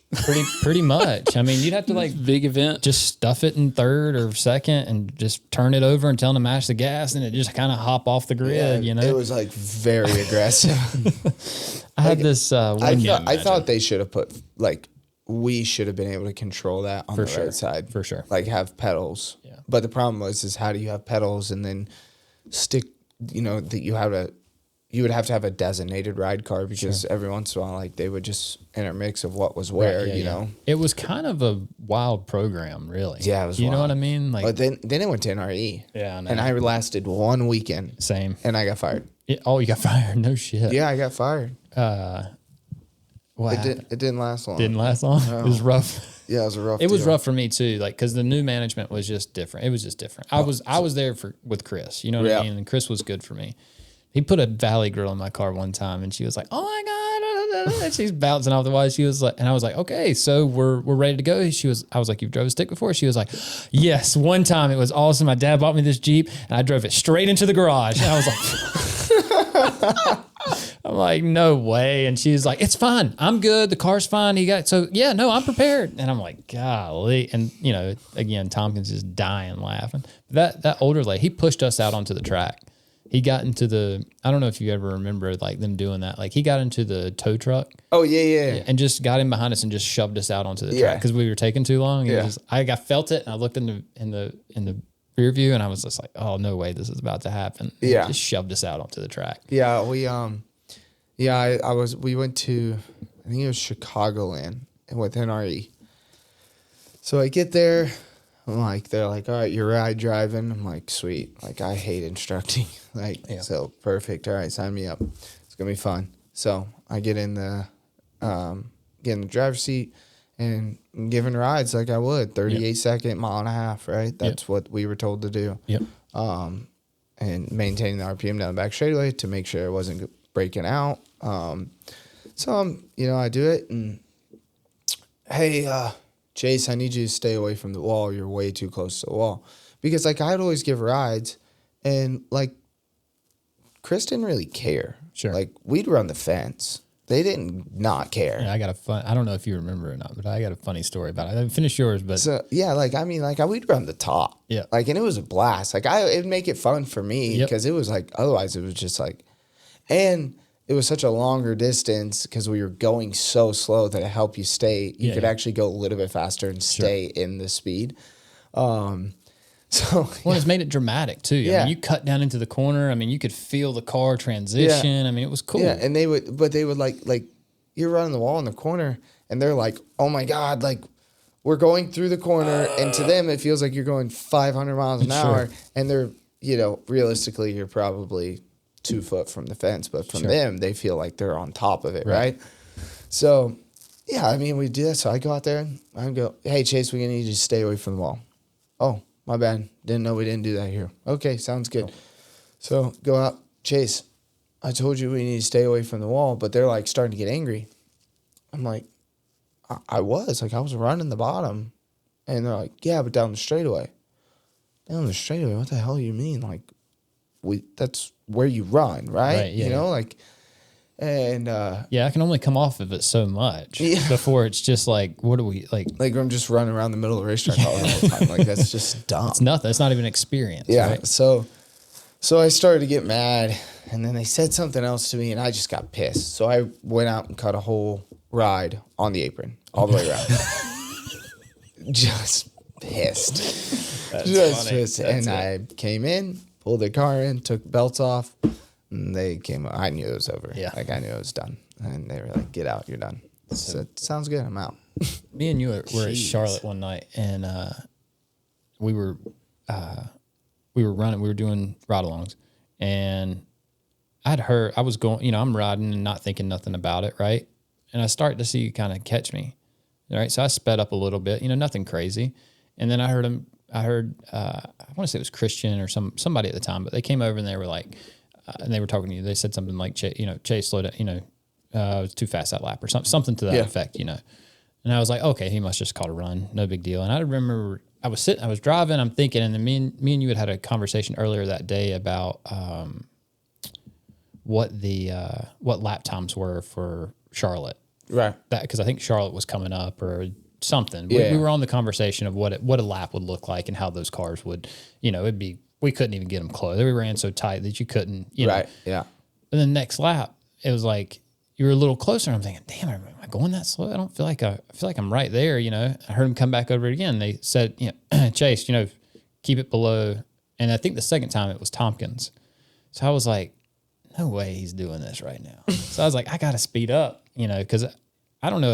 At the time, I didn't know how they were keeping up with lap time. So I sped up thinking, okay, so they can see he's going faster. So I was keep the gap, Came around, and I remember I didn't get the gap wasn't, so it was like 50-50, right? Like you're supposed to be on the other side of the track as we were doing it, right? So it was like I was trying to keep that split. But I remember hearing you go down into one at Charlotte, and you never lifted, and I was just like, oh, this is happening right now, right? So I just fucking laid into it, and I remember the guy that was with me was like, man, we're cooking, and I'm like, yeah, we're good.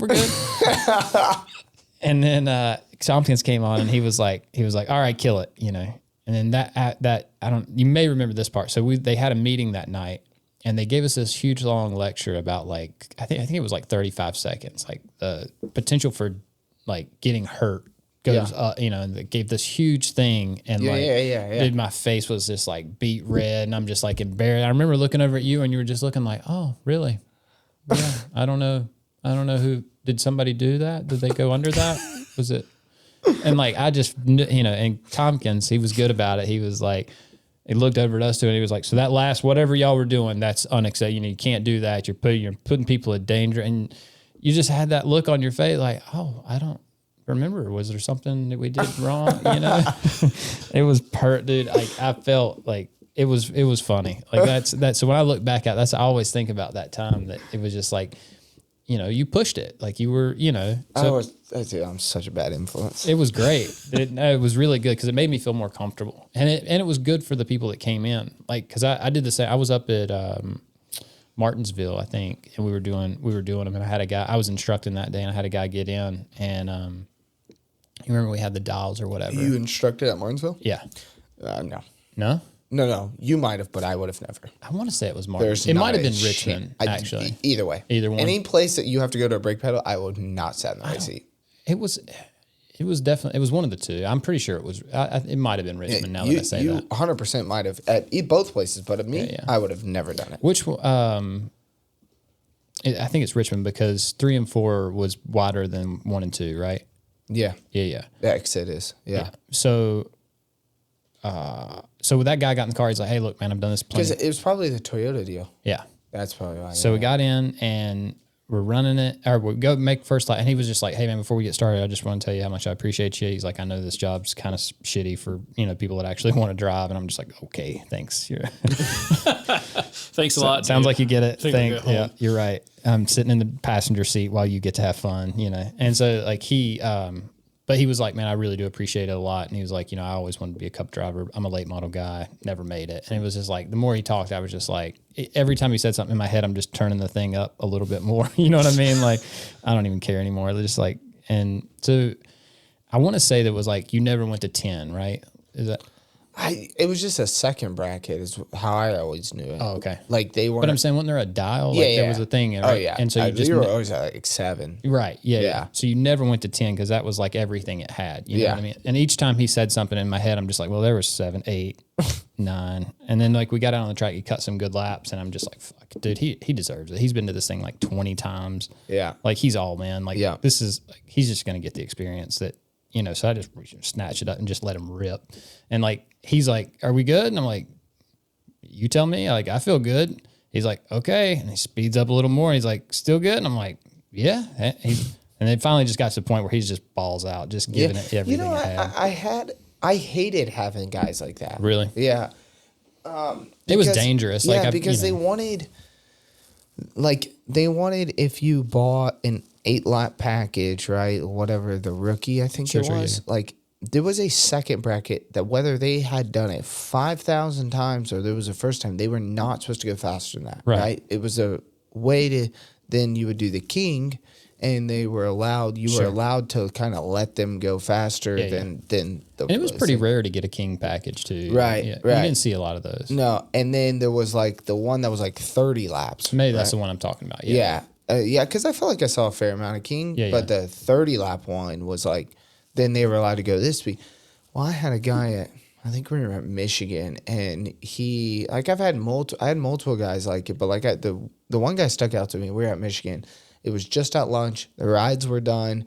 We were the only ones left. He had bought the 30-lap, and it was like his 100 or 200th time doing this deal. Like he was just like dying. Because then you had to have so many before you could even do it, right? I think so. I don't remember. A lap time. Like you had to have so many. Almost like you had to progress to that. Yeah. You couldn't just walk in and get that package. And he had done it like so many times, so many different racetracks. And the guy wasn't terrible. Like we weren't going fast, but like how do I keep him backed down? Sure. At that. Like the guy, we're at Michigan. Right. We're it's you just go. It's hammer down, yeah. Right? Like you lift a little, back to throttle, and he had it dialed, and like I remember getting in trouble for it because we were going like 2 seconds faster than ride speed. Because ride speed, you had to limit yourself. So I remember it was like so stressful down the back, just like kind of pedal, trying to time it. But he was just going and he was doing a good job and there was nothing. And I got into trouble for it. And I was like, what do you want me to do? Like, the guy's done this 200 times. Right. Yeah. Like, he bought 30 laps. He's going to go faster. Like, and he deserves it, really. Right, yeah. I mean, he's paid for this experience. Right. And then I had another kid who bought a King. We were at Kansas and he raced dirt micro sprints. Okay. And I think that's what it was. It was midgets. He raced something dirt. Sure. And he knew exactly what to do. Like, you're not going fast. These things aren't on edge. They're tight as shit, right? Like, you're just plowing. Yeah. And we hauled ass. And I didn't like that because I knew I was getting in trouble, but I felt like I was giving the customer a bad experience if I'm sitting over there turning them down, you know? Right, yeah. No, like I said, you always made me feel good about it. Like, I can remember, like, you taking pictures in the car and shit. Like you got Popping selfies. Yeah, like, and I don't know. And I'm a few years older than you are, right? So it was like, I remember just thinking that, like, dude, this guy's cool. Like, he just, he's just got this level of not giving a fuck. And they just let you do your thing too. Yeah, you know what I mean? Tompkins was cool. Yeah, like he just kind of let me dig. Yeah. Whereas, like, other people were like, there was some older guys. Don, yeah. Like, he played by the rules. He was Richard Petty. Yeah. In his mind, 100%, he was the guy. He was the king. And he was the experience. Yeah. And he played the part. You know what I mean? Like, he didn't step outside of the box. Yeah. You know, for you were kind of the young gun that was just living it, man. Yeah. It was cool. It was a great experience for me because I got a little bit of both. You know what I mean? Yeah. I got to see a little bit of both. But so you were. This is something I wanted to ask you. How'd you get into dirt racing? Because you were asphalt racing, right? Right. Well, I started dirt racing because I grew up racing dirt bikes. Oh, okay, and then we went to dirt go-karts and then sprint cars and micros. And that's how I started, was that world. And then I went to the pavement world. Got it. And then when I got done and couldn't continue to race, I was like, I like dirt racing way more than I do like pavement And you racing. see that more now. Like, that's kind of seems more of a natural progression than guys coming from, like, late model and, well, I guess late model, but like asphalt go-karts or quarter midgets, or, you know what I mean? Like, you're not seeing that as much as you are the dirt guys. Yeah. I mean, I agree. I feel like there's a lot of, like, benefits from a driver's perspective to being a dirt car, right? Like, Sure. you're not relying on a spotter. There is no spotter, right? There's no mirrors.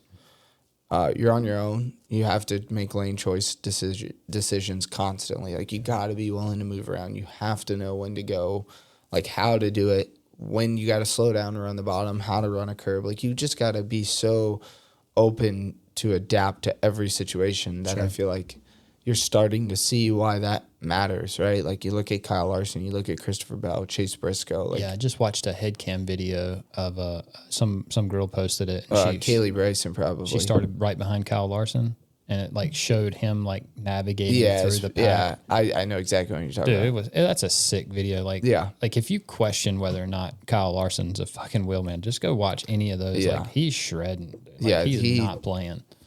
He makes it look. He makes the Tulsa shootout look like it's a child's game, Right? Right, Like, it's and effortless.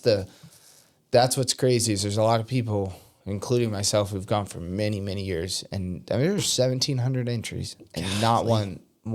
And he went there, haven't raced a micro, and God knows how long, and he literally won. Is some of two that drillers. Is some of that the ride? Like, I mean, has he just got that much better of a motor? No, chassis? he's in Chad Boat's car out of Mooresville. Right. They're really nice race cars, but there's a lot of really nice race cars. Sure. Yeah. Like, this dude's just unbelievable. Just a machine. Yeah. I mean, even at Tulsa this year, finishing second to Bell, that run he had at the end, like, was It's gnarly. Dude. But, like, there's 4 classes at the shootout, right? So there's actually 6. There's 2 kids classes, but there's non-wing outlaw, stock non-wing, A-class wing, and winged outlaw. And he won 2 of the classes, right? And then ran second in the other, and I don't remember how he ended up in the other one. But, like, to make all 4 shows is, like, it's so hard. There's maybe, like, 1 or 2 guys. There was 3 guys this year that made all 4. Really? Out of 1,700 entries, right? There's 3 guys. I didn't know that. I've never heard that stat before. That's pretty fucking strong. Yeah, like there was. I'm pretty sure it was 3. It was Steven Snyder, Emerson Axum, Kyle Larson. I think we're the only 3 that made all. That's all 4. crazy.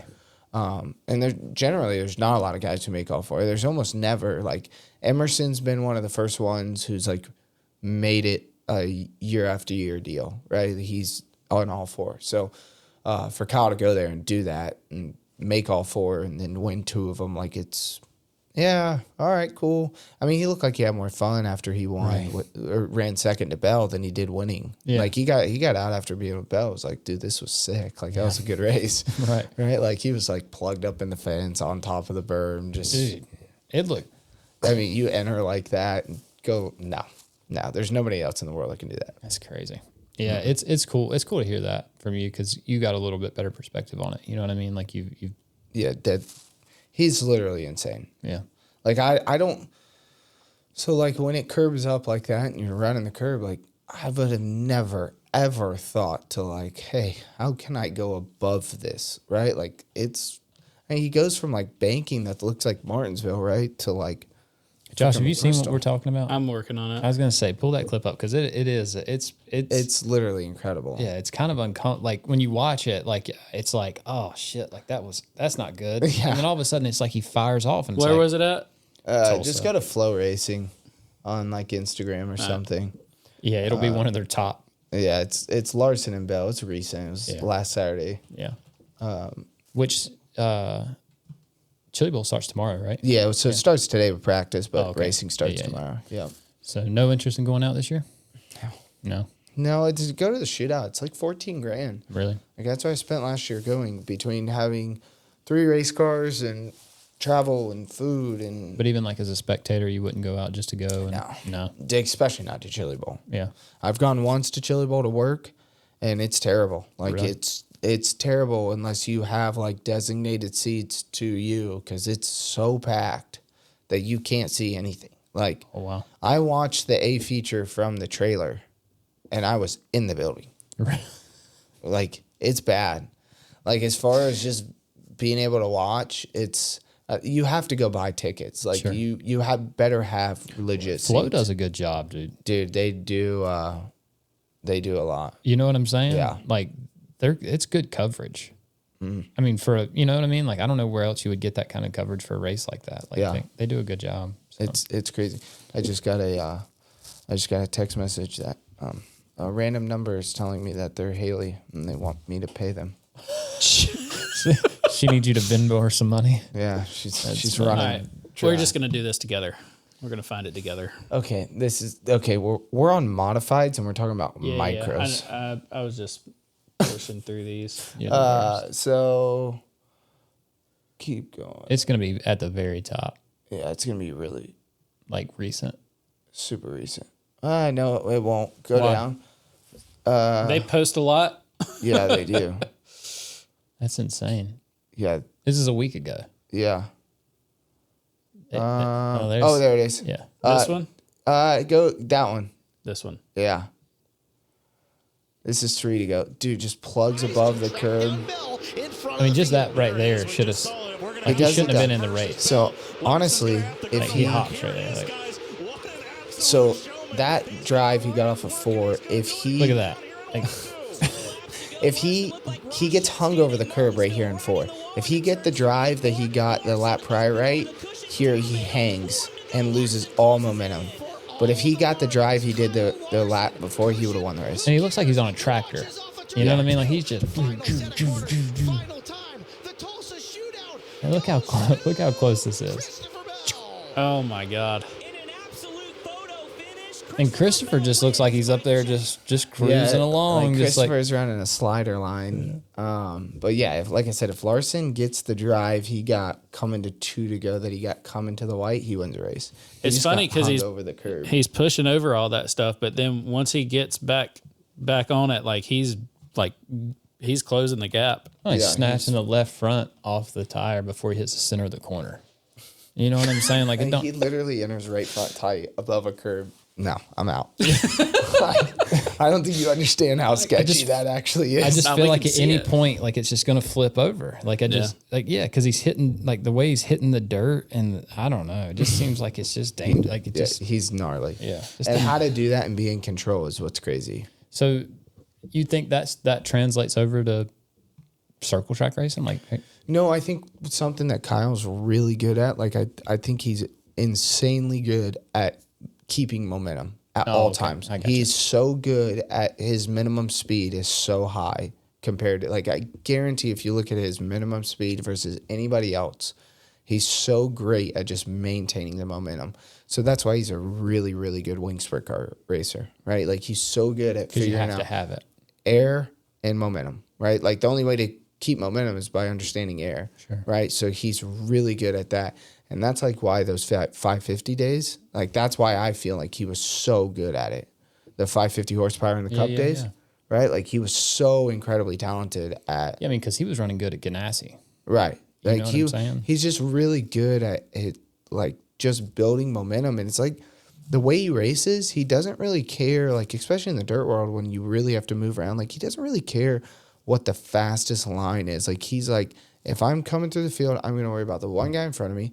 When I get around him, I'll figure out how to get around the next one. Like he doesn't I don't know. It's like he doesn't over engineer it. He just does it. Right. Yeah, he's just like naturally talented. That's the vibe I got from him. Like overall, like whenever we went and wrapped his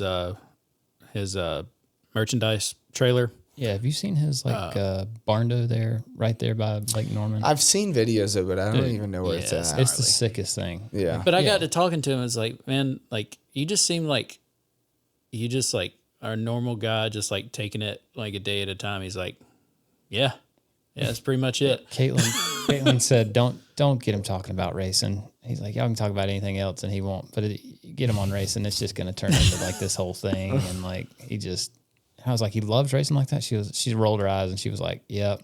Well, dude, that's what I'm saying. Like traveling like the truck schedule and running 23 races or the Xfinity schedule, like I've done it with Haley for the past couple of years. Like it's a lot. Mm-hmm. I could not imagine doing like the 90 races he does a year. Like that's a lot. The only way you do it is you are 1,000% passionate about it. Yeah. That's the only way. He's got $1 million bus. I don't know if we're supposed to talk about it or not. Like everybody acts like they don't know, but it's $1 million RV, right? That they drive to the track. It's the nicest bus that you can get. Like when you go and buy a Newell, they'll tell you like they want you to have a driver so they can properly train the driver on how the whole thing fucking works, right? Like it's like a thing. Like it's like a whole next level bus thing, right? Right. And the only reason I know this stuff is because the guy in Nashville, he does all these buses. So he's like, you know, like he told me some weird shit this week about like how like the switches and buttons and stuff work. Like it's wild. Like, he's like, you could steal that bus easy. Like without even trying. Like it's, he's like 3 buttons, you're in, it's cranked, you're out the door. He's like, you know, the security on him is probably not what it should. I don't know if I should say that, but either way.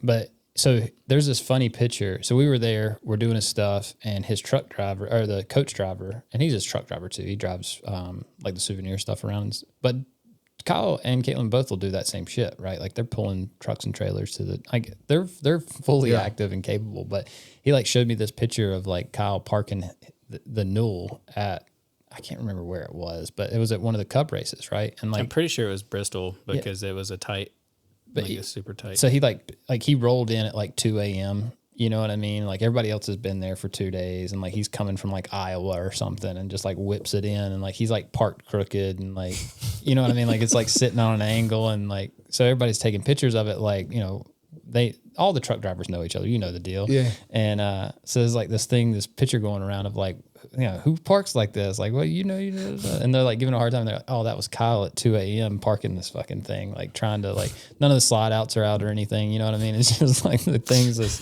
just looks like ghetto as hell, just pulled in sideways and leaning. And dude, it was like, we did that. We rented a motorhome and took it to Wilkesboro. Yeah. We don't have a motorhome, but we took it. We were like, man, it's fun. Like, it is fun to do the motorhome deal. Sure. Like it's enjoyable. It's gotta be cool. Like, cause you almost feel like it almost brings it back to me to like small town racing, you know, like you just, the day's done, practice day's done, you hang out, like you cook out, you have a little grill, you guys, you know, the other drivers or, you know, their right kids there. are playing, you know, so it's like a cool atmosphere, you know, so we don't have a motorhome, so we rented one, Atlanta, we rented one for Wilkesboro, we took it to Wilkesboro. I know nothing about motorhomes, right? Sure. Like zero. And there's a lot to them. Yeah. You know what I mean? Like, it's not the easiest thing in the world to Like there's multiple, like I understand that there's, there's multiple tanks for freshwater for this, but like I don't know how to dump it. And like I don't know how to like level these things out. Like I don't know what I'm doing, right? Neither does Haley. Right? Sure. Okay. Right. Like neither of us really know what we're doing. Dude, I had this thing. Was it just the two of you? Yeah. I had this thing so jacked up. Like the water in the shower wouldn't drain because we were on such an angle that it couldn't get to the drain. So it was just hammered, dude. I mean, just filling up in the back of the shower. And we rode it out. It was fine. Yeah. We bought more wood the next day to put more wood. We got her where we could take a shower. Leveled her out a little bit. But do you know how far the angle had to be for the shower for it drain? not to work? Yeah, like that's pretty impressive. I did the motorhome life for about a year. Yeah, that wasn't fun learning all the ins and outs. But yeah, there's a lot to it. imagine. Sure. It's not easy. We ended up selling it for like, man, I don't even want to say what we bought it for and sold it for, but it was just a bigger hassle than. I mean, it wasn't like a fancy like $1 million rig. But you think about it, like they try to make it as simple as possible, right? Like there's like auto levelers on them, and like, there's like it's all you hit this deal pneumatic. You know what I mean? Like it's like. But sometimes it's just not that simple. Right. That's what I was going to say. In theory, it sounds like I could see you, like you're a guy that figures shit out, right? Right. Like, It says level. This like, is supposed put to it do down. the thing. Yeah. I click it and it goes like. Well, it had rained a lot. That's what happened. Sure. It rained a lot, so the ground was super soft. So like as it did, It's just mashing into the ground. it just was just.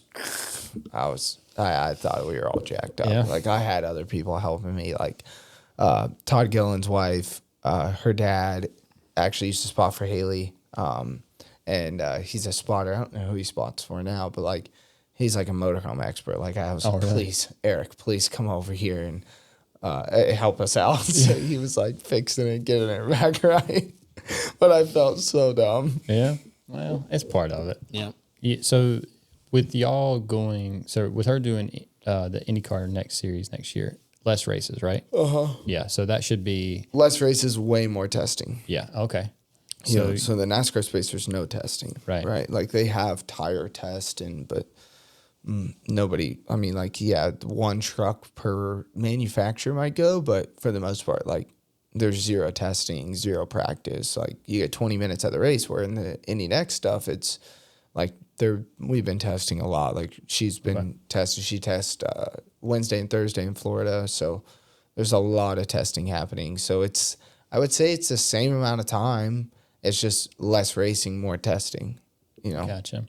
And now, I mean, do you guys, without getting too personal, but do you guys live together? Yeah. Okay. So then like because her brother still races, right? Yeah. And like he's killing it. Yeah, he just raced last night in Anaheim. Yeah. Yeah. Like, I mean, he's like one of the top dudes. Yeah, he's gnarly. Yeah. He's like, super gnarly. Yeah. He's awesome. So how does that, I mean, like that's got to be weird, like a family dynamic there, like of racers, right? Like even for you, like like I said, you're a racer, like. Right. So how does that work? Is it? I mean, like Haley and I are we just do our deal, right? Like she's busy. She's grown up enough now to where she can, do these things, kind of by herself. Sure. Or her and I. Right. But like with her little brother, he's still young. He could go to the racetrack by himself, but like it's nice to have family around. So like Haley went out there yesterday to go watch him ride. And see, I think that's cool too. Like, I mean, they're both kind of superstars. Right. And in that world, like, don't get me started on Supercross. I'll be talking for hours. I love it. I love it. No way. Oh, yeah. Yeah, that's cool. Yeah, because I grew up racing moto. Sure. So, like, I've always respected it. I love it. I think those guys are badasses. Like, it's sick. Yeah, right? but he's a whole nother level. Yeah, he's really, really, really good. Yeah, like it's scary good. Like, like a generational talent. Right. Yeah. He'll probably go down in history as one of the best. I would. Like he's on the trajectory that he should like. I mean, he's drove for the best. I mean, he's doing it. He's doing it. Yeah. And so like. So are they close like that? Like, Haley and Hayden are really close. Sure. We go to a lot of them. I didn't go yesterday just because I've been pretty busy lately ever since starting up the print shop. Sure. But and it's rad, right? Do what? It's Rad, right? Radical. Radical. Okay. Yeah, Radical Print Company. Yep. And so we I didn't go yesterday, but she went, and they we normally go and just hang out and watch and kind of understand. It's cool to see like how they'll go about their day versus in the racing world, like in the NASCAR world, like how you go about your day. Like it's totally different, and just I know what it's like to see when you're racing, and I remember when I was racing, I see it when Haley's racing, and there's like different people, and just like myself, I look at myself like I'm, I will be his brother-in-law, right? Like, he doesn't need me to go tell him, hey, good luck, man. Right. Just go do your thing. Hey, I'm here supporting. I'm sitting up here in the grandstands. Like, even just the going up, hey, good luck. Like stuff like that. Like, you don't need it, right? Like, it's not going to change how he goes. Like, he already knows we're there. Like, he knows, And he knows the deal. Like, at this point, it ain't luck. Right. You know what I mean? Like, he's... Right. So, like, it's weird to see the differences, in moto versus that, versus the racing world. Like, it's a little bit like moto, like, dude, those guys they have to eat right. They have to train right. They have to do so many things throughout the week to be ready to go when the gate drops. And getting your mind right going into the moto versus like in NASCAR, you do have to have your mind right, but like you can have your family around and it be a little bit more normal, prior to getting in the race car. You're standing there on pit road versus like they're sitting there in front of the gate. Like there ain't nobody down there. It's the mechanic, it's the rider, right? That's how it is, right? Or before back at the motorhome, like you don't see him before he goes out, right? Like it's totally different. Yeah. But it's kind of cool though for the spectator, like we were talking about earlier. Like you can get down into the pits and you feel a little bit more involved. And but then there's a hard cutoff where fans got to get out. Sure. Yeah. Well, like at Charlotte, like when they did the they've run it a couple times now. The SMX. Yeah. Like that's pretty dope, man. Yeah. Like that's cool. Like I like they're still flexible enough. Like they've been around long enough and they're rigid enough that they can. They have a presence and what you're going to get when you go over there, but there's still a little bit of that flexibility where they can do some cool stuff. I mean, you go and you watch Charlotte, it's like you're in it. Like I think it's really cool in moto how you can kind of have you can kind of say what you want. Like it's not like NASCAR, right? Like in the NASCAR, it's like, this is how you give an interview. You say the car was blank, good or bad. You say your blank manufacturer with blank sponsor was great, right? Like that's how you start your interview. This is how you finish your. I mean, it's not literally they don't hand you a script, but it seems like it. You know what I mean? Yeah. Versus the moto, it's almost like a little bit of UFC where you can just say whatever you want. You can talk shit. You can do whatever you want, and that's what people. That guy. Why did you take your pants off? My balls were hot. Yeah. That's literally like moto's like. Dude, it's so edgy. It's awesome. I like it. Yeah. So now, that's what I mean. Like it's like you're gonna have a hard time not doing that stuff. No, I mean not so much because like you don't think so. No, because like it's been that way for a little bit now, right? Like I haven't raced. I mean I'll race for fun. Right. Like I don't race. Yeah, like I see you on the mini bikes, right? Right. Like but like as far as the oval stuff goes, I race to have a good time. Like I'll go over to Millbridge. And I'll go run shootout, or I'll pick a few races. Like I ran up in Indiana a couple times this year. Like I do a few races. Oh, I meant the graphics side. Oh, it's gonna be hard for you not to do the graphics. That's what I meant. Yeah. Oh, yeah. It's gonna hard. You know what I mean? Like, because you're like, there's a certain like clearly, like you've got a good relationship with racing, right? At least it sounds like you do, right? So it's like you could take it or leave it at this point, right? Yeah. But with the graphics thing, like there's going to be a part of you, like it's so hard for me. Like if somebody was to give me the option, say, do you want to wrap a race car today or do you want to wrap a commercial car? I'm going to wrap a race car every single time. Really? Every single time. I would choose commercial car every time. And see that, I think, I don't know, man. Maybe we'll see. I'm curious to see how it goes. I mean, like I think I'll always have race cars if I want them pretty much, but I feel like I would much rather go do 50 cars for Target, you know, 50 Target cars. I wouldn't, you slap a logo on it. Sure. Lambert, where are you at on this, man? Because me and Josh, we've been on jobs before where we'll go and we literally did 80 vans for Walmart last May or So, you know, what I mean? and I Great did project. I did not enjoy that. But given the option to go do that or like your bass boat stuff, Yeah, I mean, I'm going to be put up in a really nice hotel over the next week in Tennessee, and I just have to wrap one boat and one trailer. Yeah, I'd rather do that. but is that because of the quality of where they're putting you up at, or is it just that? Well, bass boats kind of run alongside of like racing in my head. They You know kind of what we're take up talking the about, same, right? Like the same. competitive bass boat, like Yeah. competitive fishing or whatever. Like it's a whole Yeah. freaking thing. Like Yeah. they're, like When it's it comes to massive. graphics, it's basically the same thing as race cars. Like Sure. they have sponsor logos. They have. Pull one up. It was neat because they're called anglers. Yeah. Do you know that? Yeah. I did not know that. It's new to me. Didn't know it was. a Yeah, thing. we did some celebrity bass tournament in Georgia. What's that big one? What's the big fishing tournament? Georgia. clue. I'm not sure. And see, that's another thing. Bassmaster. Oh, okay. Yeah. Yeah, so we did like the celebrity one. It was like the day before it or something. Really? Or something like that. Yeah. So what, I you learned just- all about it. So you just went out and get on a boat and fish in the tournament. So it's kind of like what you would see with like golf, like they do like the Yeah, I guess. Yeah. like the golfing events where they'll like pin you with like it's a celebrity golfing Yeah, event. and kind we of were with like a real guy. Yeah. Yeah. A real angler. He was Yeah. he was doing the He thing. was not very good. No? No. That's unfortunate. He told me he had all the secret spots. Yeah. We caught like 2 fish the entire day. I don't really post a whole lot of pictures of the boats. I made a couple of little deals. You just Google one. It doesn't have to be perfect. Well, I figured Oh, yeah, might as well do Yeah. some of my stuff. But like one of the guys, he just one of the pro anglers here. I think he's going to come and do an episode with us, and I'm excited for it. I think it's cool. Yeah, I guess I could go to Justin's. Yeah, I can go to Justin's page. He's probably posted it. Let's see here. I think it's kind of cool because it's like it's very similar. You know Yeah. what I mean? Like it's still in that same like you. Yeah. You may not know exactly what those guys go through, like as far as like, but like his gear. How many times have you had to go out and buy like? Dude, I'd hate to know what you got in helmets and gloves. Right. And like, you know what I Right. mean? Like Yeah. you've been through that. Like, Yeah. and so there's a certain relationship that you're going to gain with these guys immediately because it's not exactly the same. But it's close. It's close enough Yeah. to where, you know, like them going through sponsorship stuff. Yep.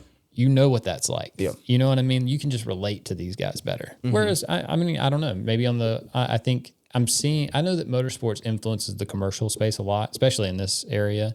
So, I mean, I think you probably bring a lot to the table there too as well. You know what I mean? Like, so there's probably some of that that'll convert over well. It's just, Yeah, I don't know. The race car stuff, it's like double the work for half the price. Sure.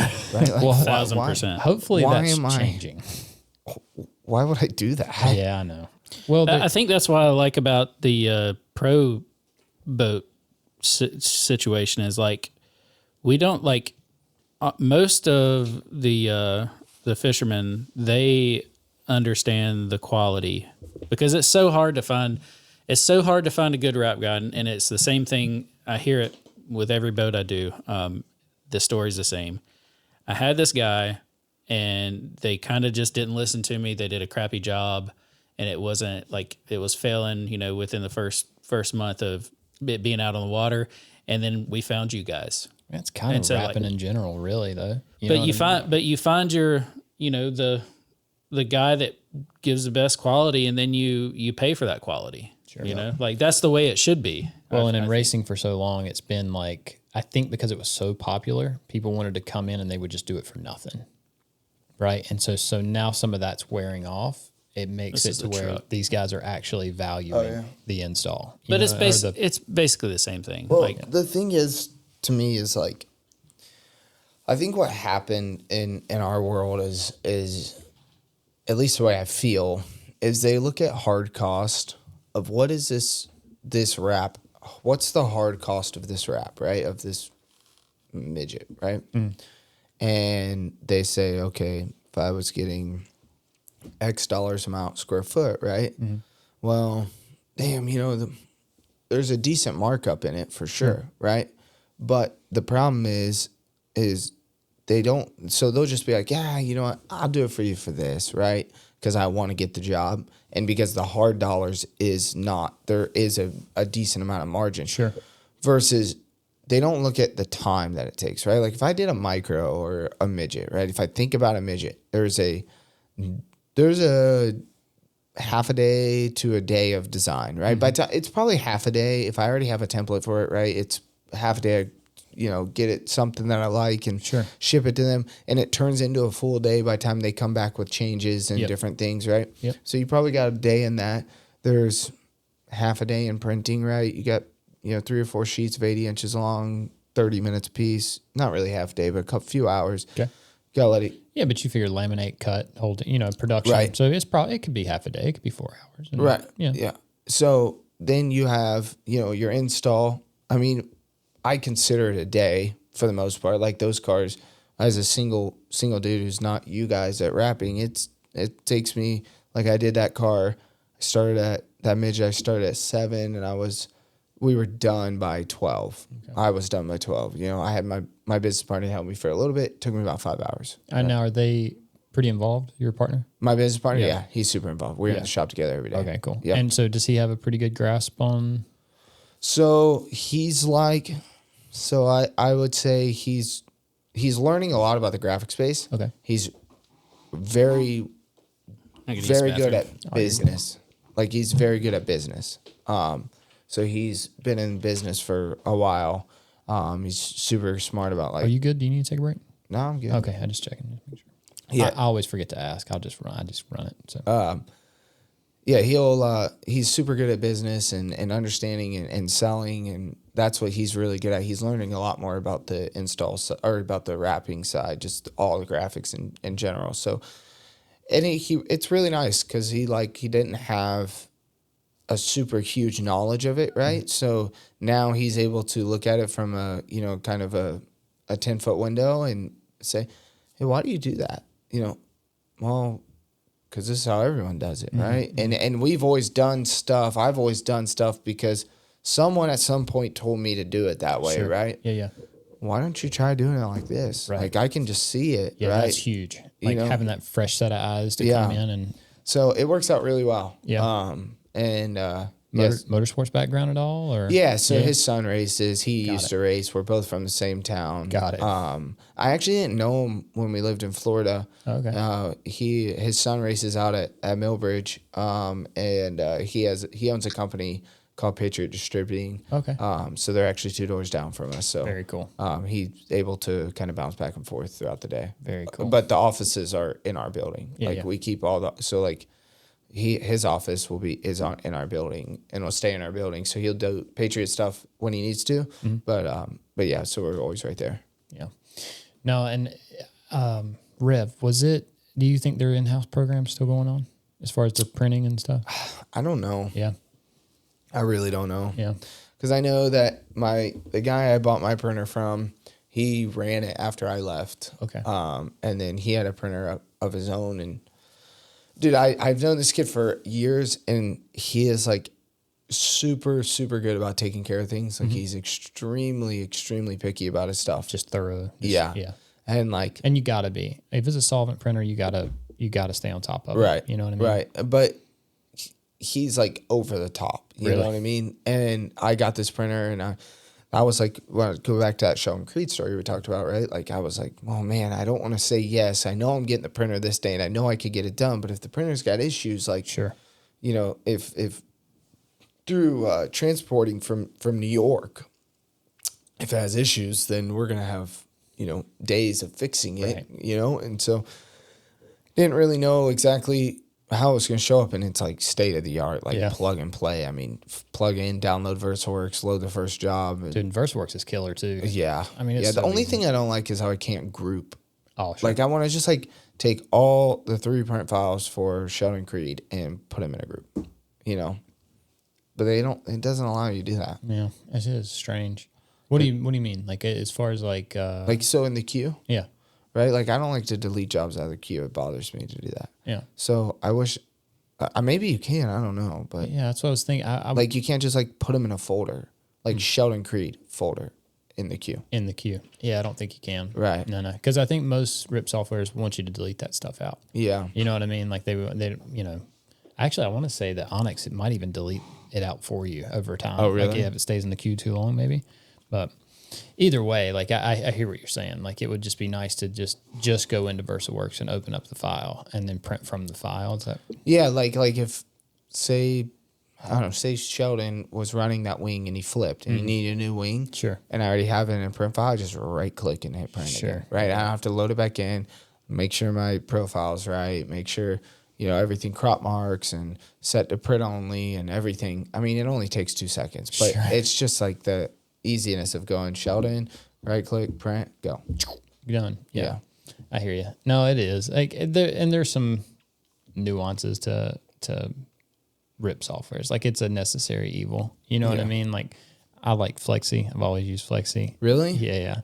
It's strange. I know. There was a guy that like down in Florida. His name's Mickey Kempkins. He was like, I think it's Team MK Graph or MK Graphics or something. He's like, that was like the OG graphic guy that we knew down in Florida, and he was really good, but he used Flexi. Yeah. It's a thing. There's a group of people. I'll put it to you this way. So Ray from School Racing Graphics. Yep.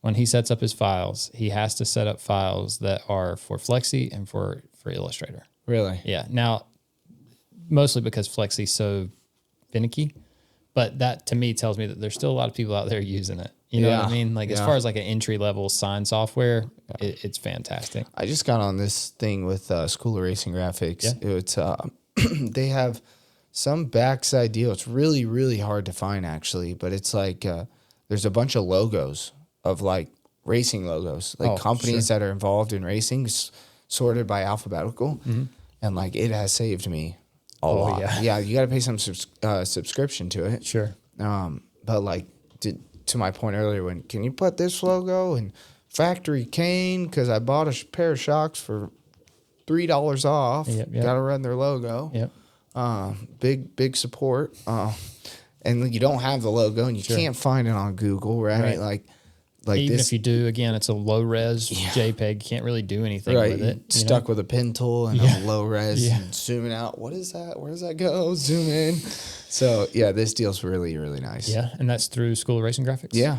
Yeah. Ray's cool, man. He's a good dude. Like I really enjoyed hanging out with him. He's one of those guys that like you're glad that he's in the position that he's in. Right. You know what I mean? Yeah. Like especially with the Hot Wheel stuff, like he takes that stuff serious. Like it's one of those things where we were talking about designing the side of a micro. Everything's based off of that logo, but then like there's certain stripes that will only ever be on that car because of the logo. Right. You know what I mean? Yeah. Because just the way it works out, like it just has to, it all has to fit.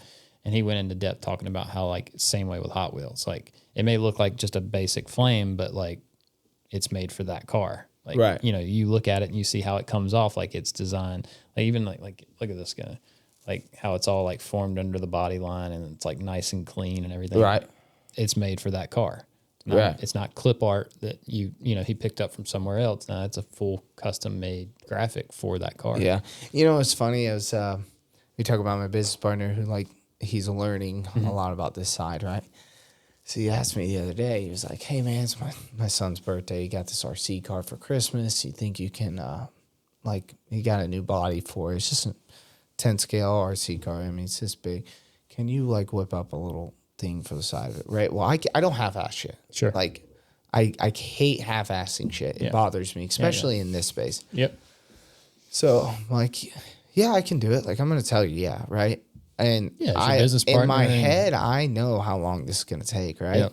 So I didn't have a problem with it at all. Like, little kids, he's awesome, dude. He's a great kid. They're a super, super good family. Yeah. So, of course, I'm going to do it. It's his damn birthday.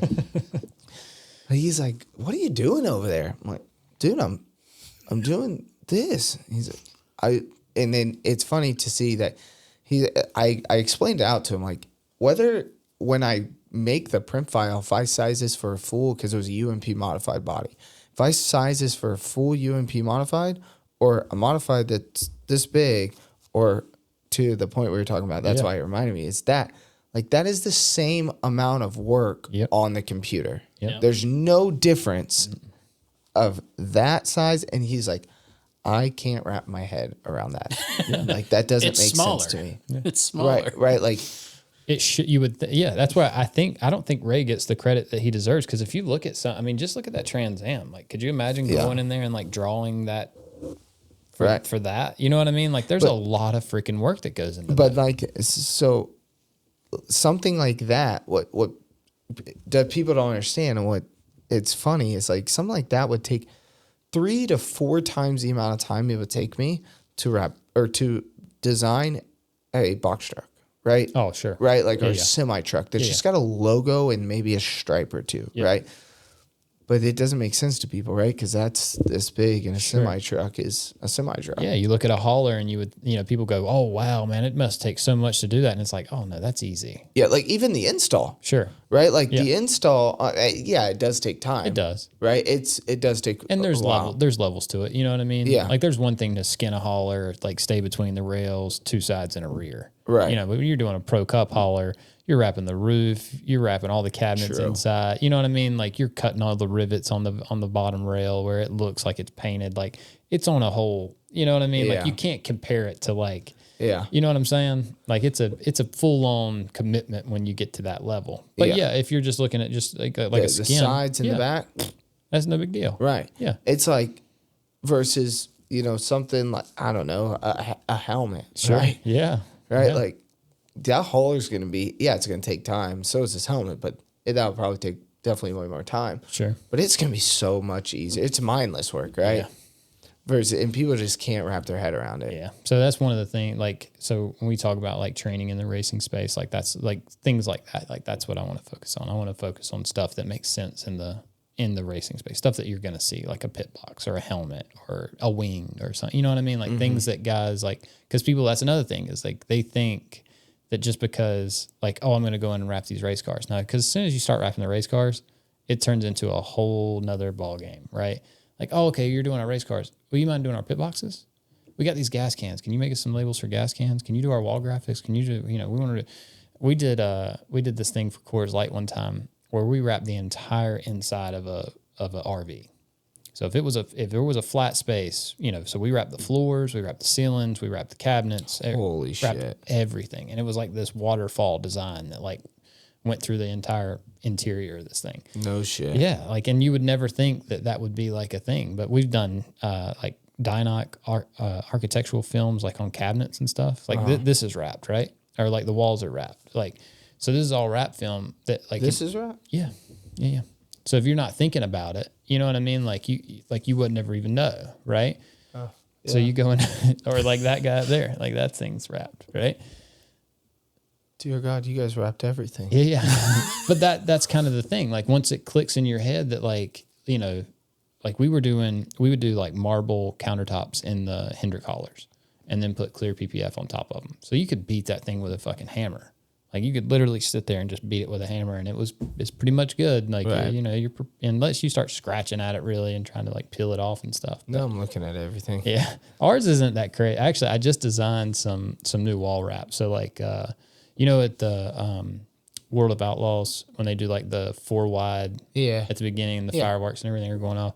So I've got my certifications up on the wall out there. Yep. It just kind of looks cheesy. Like it's not cool. Right. So I want to wrap that wall with like that 4 wide, like the fireworks and everything, and then like embed the logo and then put the, you know what I mean? Like just make it cool. Like we need more of that. Yeah. Like you need to be able to showcase this because this nobody sees. Like if I wouldn't have said it, you wouldn't even have thought about it. Probably not even the walls. Like it would never just, I've been looking at them for 3 hours. It's crap film too.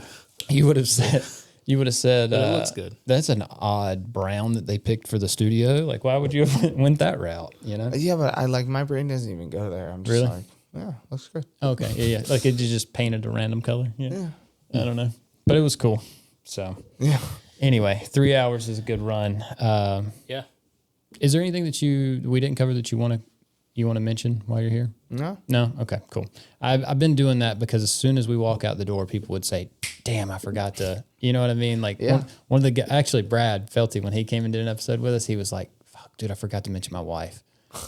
He's like, "I got to shout out my wife." And I'm like, "That's cool, dude. Don't you're gonna be back for another episode. Don't sweat it." So I've been trying to ask. It's like, or another thing that'll happen is we'll walk out the door and you'll be like, oh, there was this story. And I'm like, fuck, dude, why did you not say that while we were in there? Like 5 seconds ago, we were literally on camera. So anyway, dude, I appreciate it. Yeah. Thanks for having me. No doubt. I appreciate it.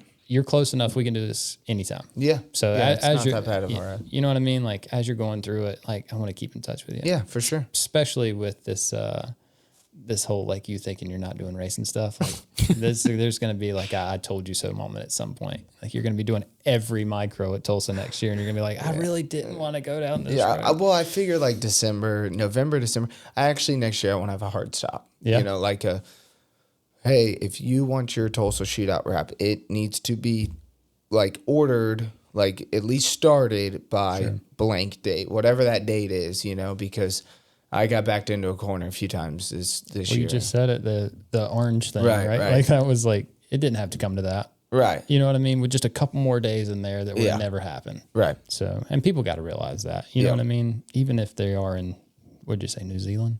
Yeah. So, Yeah. anyway, Chase, I appreciate it. Dude. All right, buddy. Lambert, we good? Yep. All right.